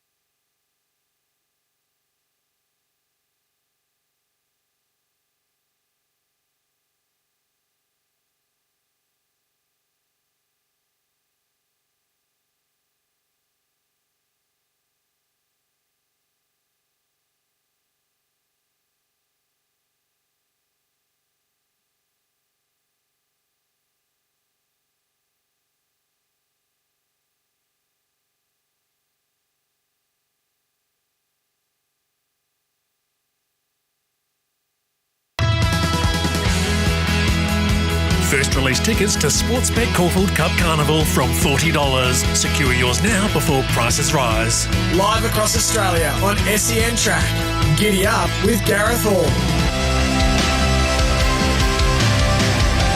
Welcome back to Giddy Up, 11:33. Great to catch up with John O'Shea now because we are racing in Sydney at Warwick Farm. Just having a look at the conditions there. We're on a good 4 rails. True. G'day, John. We might catch up with John. He's not far away. He's just dropped out, so we'll catch up with him in just a minute. Napoleonic's the horse that we need to have a chat about. This horse was unbelievable there, first up from a bit of a break. He was back like he was unbeatable there when he competed at that provincial track, and he won like a good thing as well. He's $2.30. Of course, he won first up there at Wyong. John's with us now. G'day, Johnny. What's that, Gareth? Not much, mate. Napoleonic, they didn't miss this horse the other day in the betting, the son of Wood and Bassett. He was impressive. Can he go on with it now? Yeah, look, he seems to be a really nice horse, you know. And obviously it's always a challenge for those young horses going up in grade in that respect. But does look to map well again and seems to have taken a nice step forward from his first up run. And McDonald, when he looks around and to see where his opposition is, he must like him, basically, when he gets like that, I reckon. He does. He's quite enamored with him, to be fair. You know, like if we toyed with maybe coming to Melbourne, but I thought that, you know, as I watch a lot of these Wooden Bassets, because they show so much, I think people have been inclined to throw him to the wolves a bit. So we're going to be just a little patient of him, try and build some confidence in him, and then hopefully when we do step him up, that he's got a nice record to back him up, you know. Yeah, the done deal mare, Mama Joy, looks hard to beat in the third race over the 2,100 metres. Yeah, I think the relevant thing for her is the first time she's got to a trip, she did look really impressive, you know. And she's got a beautiful pedigree, stout pedigree, and I think, you know, today is another opportunity for her to extend that trip and give herself a chance to continue on, you know. So slightly raced, she's got very few convictions as opposed to a lot of her opposition today. But she does like a little bit of seasoning and ring craft, but I'm pleased with her at home. I enjoyed the fight of Mamushka there first up. Can she win second up over the 1,200? Yeah, she just had a little setback, nothing major, just where we missed a little bit of work with her, but she worked particularly well on Saturday morning. She does look to map well, which is always important at Warwick Farm. She'll find the 1-1, and she's got a good racing pattern for Warwick Farm. So she'll definitely give a good account of herself. That is for sure. Whether she just might need one more run under her belt before she's ready to peak. You know, is Dimitrov an each-way chance in the 6th? Well, he's going well enough to win, but the barriers haven't been kind to him there, and the race there doesn't look a lot of speed. You know, so he will be all dependent on the tempo of the race and what everyone else is doing, unfortunately. But if he could find the back of something at the 900 that would drag him into the race, he's definitely going good enough to win. He was very unlucky at his last start, and he's crying out for a mile, and he always races well at Warwick Farm. Dean Watling, our trial guru, was all over Mason Louis recently. He made him one of the star trialers of the last couple of weeks. What's your expectations with him in the Shannon Stakes? Look, he'll run well. He's got good improvement in him. I think he's a horse that... he's got obviously we don't want to give him a big spring because I'm always sort of mindful of those horses coming out at a 3-year-old year. I think if he acquitted himself well on Saturday, that'll be fine. He'll go to the Hill Stakes and then we'll make a decision if he comes down and runs in the JR8 plate at Moonee Valley, or we leave him home here to run in the Rosehill Cup, which is now run at Randwick. So there's a few options for him. He's in great form. He'll run well Saturday. I would have thought 1,500 a little short of his best. But we're happy with how he's going. Yeah. Snow in May, surely she's got a win in her shortly. Well, she's one of our really good chances of the weekend. She had no luck first time out, and then, she's got a great second up record. She always runs a good race second up, and so sort of targeted a nice race for a second up, and she'll give a good account of herself. She'll map well, and to race the other day when most of the form's coming out is a little bit incestuous, and so she brings a new form line to that race on Saturday. And I think she's good odds. I think she can run very well. Love your work, mate. We appreciate your time as always. Cheers, Gareth. There's John O'Shea there. Mickey Gadden joins us now. He'll be on SEN Trackside today. Hello to you, Mickey boy. G'day, G. How's your morning been? Yeah, very well. We've got a special guest that just rocked up into the studio. Hello to you. What's your name? Wayne Hawkes. Heard of me? Hello. Yes, Wayne. I've just come to bombard for a minute because I'm actually going on Waitley's show in a minute. Thank you very much. All of your three listeners. Yes. Newsbreaker you are, Gareth. Claire Hawkes' birthday, my sister-in-law, 48 today. Didn't want anyone to know. Claire Hawkes is 48. Yes, so I thought, you know what? I might as well come here and tell everybody. She's got 2 runners today, Mickey, at Warwick Farm. She's got Girajala in race 5, and they've been looking for a great barrier for her, and she's finally got one. Flying and Frontex in race 6. So Claire's going to Warwick Farm. How many winners? 2. Well, Mars Scepter would be... I'll give up. She's 48. She looks about 38, Claire. Yeah, well, that's why I thought I'd come and tell you. Mars Scepter would be pretty hard to beat too in the race 1 she's in. So hopefully they have a great day. What a romantic, my brother, taking his wife to Warwick Farm on a Wednesday. I've got to go. So who are we backing? Mars Sept. I like Mars Sept the best, but Girajala's going great too. Right, she's first up. Hey, Wayne, thanks for coming in. Yeah, sorry. Yes, Mickey.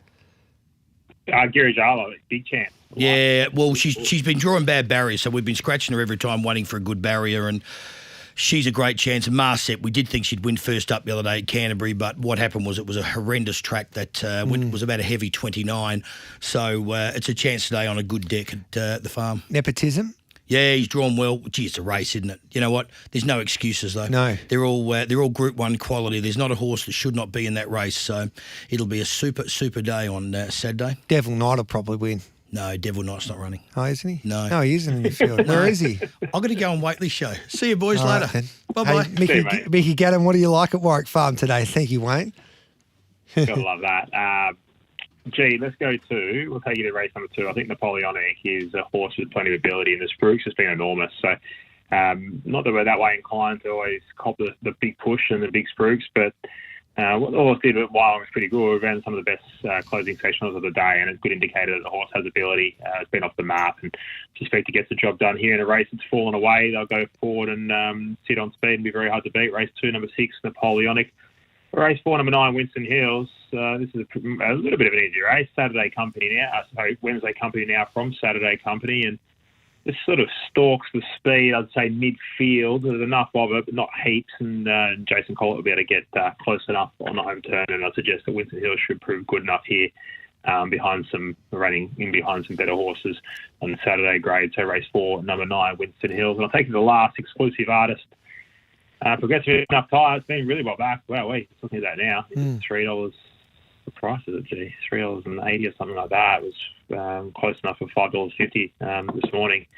I think this is a perfect race for it. Been knocking on the door, ready to go this time, and maps to perfection. Even though it's drawn wide, gets pretty close, blinkers on first time, and Yeah, gee, that's a big push for it. 7 day back up, be hard to beat. Race 6, number 14. G, got plenty of bets across the day as well. Balaclava, Briz, Eagle Farm, and at Sandown. So make sure you are listening to Trackside today. I think we might come out on top. G. Beautiful, mate. Any other specials that you need to mention, or we'll just have to wait? No, you know what? You could just be patient All right, and tune in this afternoon. I'll take the great captain under my wing, and hopefully we can keep him in control and have a good afternoon. Yeah, David Taggart and yourself there working, of course, on SEN for the afternoon on the trackside coverage. Good on you, mate. Thanks, brother. Dean Watling joins us. G'day, Dino. Morning again, G. Take it away with your specials, please, at Warwick Farm. Yeah, it's nice to be on a good 4G. It looks a nice meeting. A couple of progressive types. Want to kick off race 2, number 7, Johnny. I know the favourite currently looks hard to beat, but Johnny's been running some really solid races against good oppositions, big figures he's been putting up. Back on a dry deck, he hasn't seen one this prep. I think with his turn of speed up on speed, I think he'll be really, really hard to beat. So race 2, number 7, Johnny's where we kick off, G. And then want to have a place bet. Race 5, number 11, Jalyssis, is really hard to beat. $1.85, can't chime in. But the 5, Heason, has trialled up exceptionally well. I think around $2.50 is an outstanding place bet on this program. Michael Freeman, Tommy Berry, like I mentioned, 33 weeks off.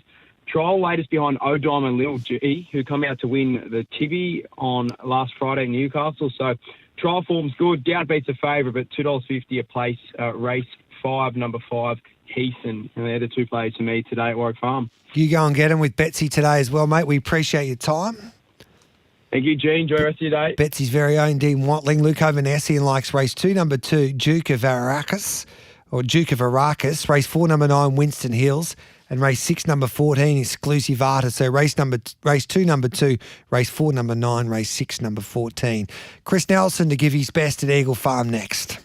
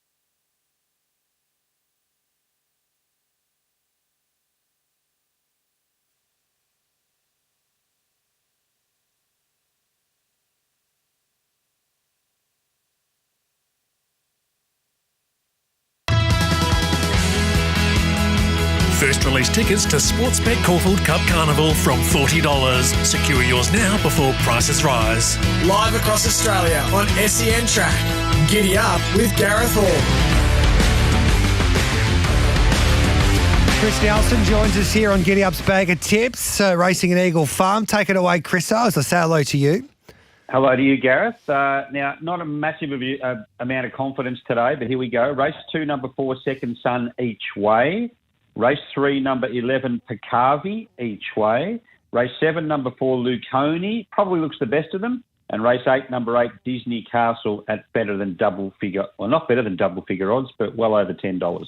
So 2, 4, 3, 11, 7, 4 and 8, 8. It's your day today. We just need one or two winners today and we'll be right. Race 2, number 4, race 3, number 11, your best race 7, number 4, race 8, number 8, your each way play. Yeah, the 4, Gareth. Good on you, Chris. Keep on dominating. Peter Anthony's last week on a Wednesday at Belmont had one bet, started $8, when he tipped it was about $6, drifted to $8 and won just on the post. But it was a brilliant tip and he joins us here. Pete, who are you backing today? Similar sort of thoughts, G-Man. One tip on the card, race 7, number 4, Urkai. Look, I might be a little bit early with this horse, but I really like the fact he's stepping up to 1,200 metres. And if you just go off his last 5 runs of Brandon Louis on board, when he's been able to settle in the first 2, he's been really competitive. Went up around double figures. And look, this is just a race without a great deal of speed drawn inside and a lot of queries. Flagship, I thought, was very plain last start. Priced as favourite, short enough for me. Perfect Chant was pretty ordinary on a heavy deck. Gets Willie Pike for the first time, but Chris is sticking with Flagship.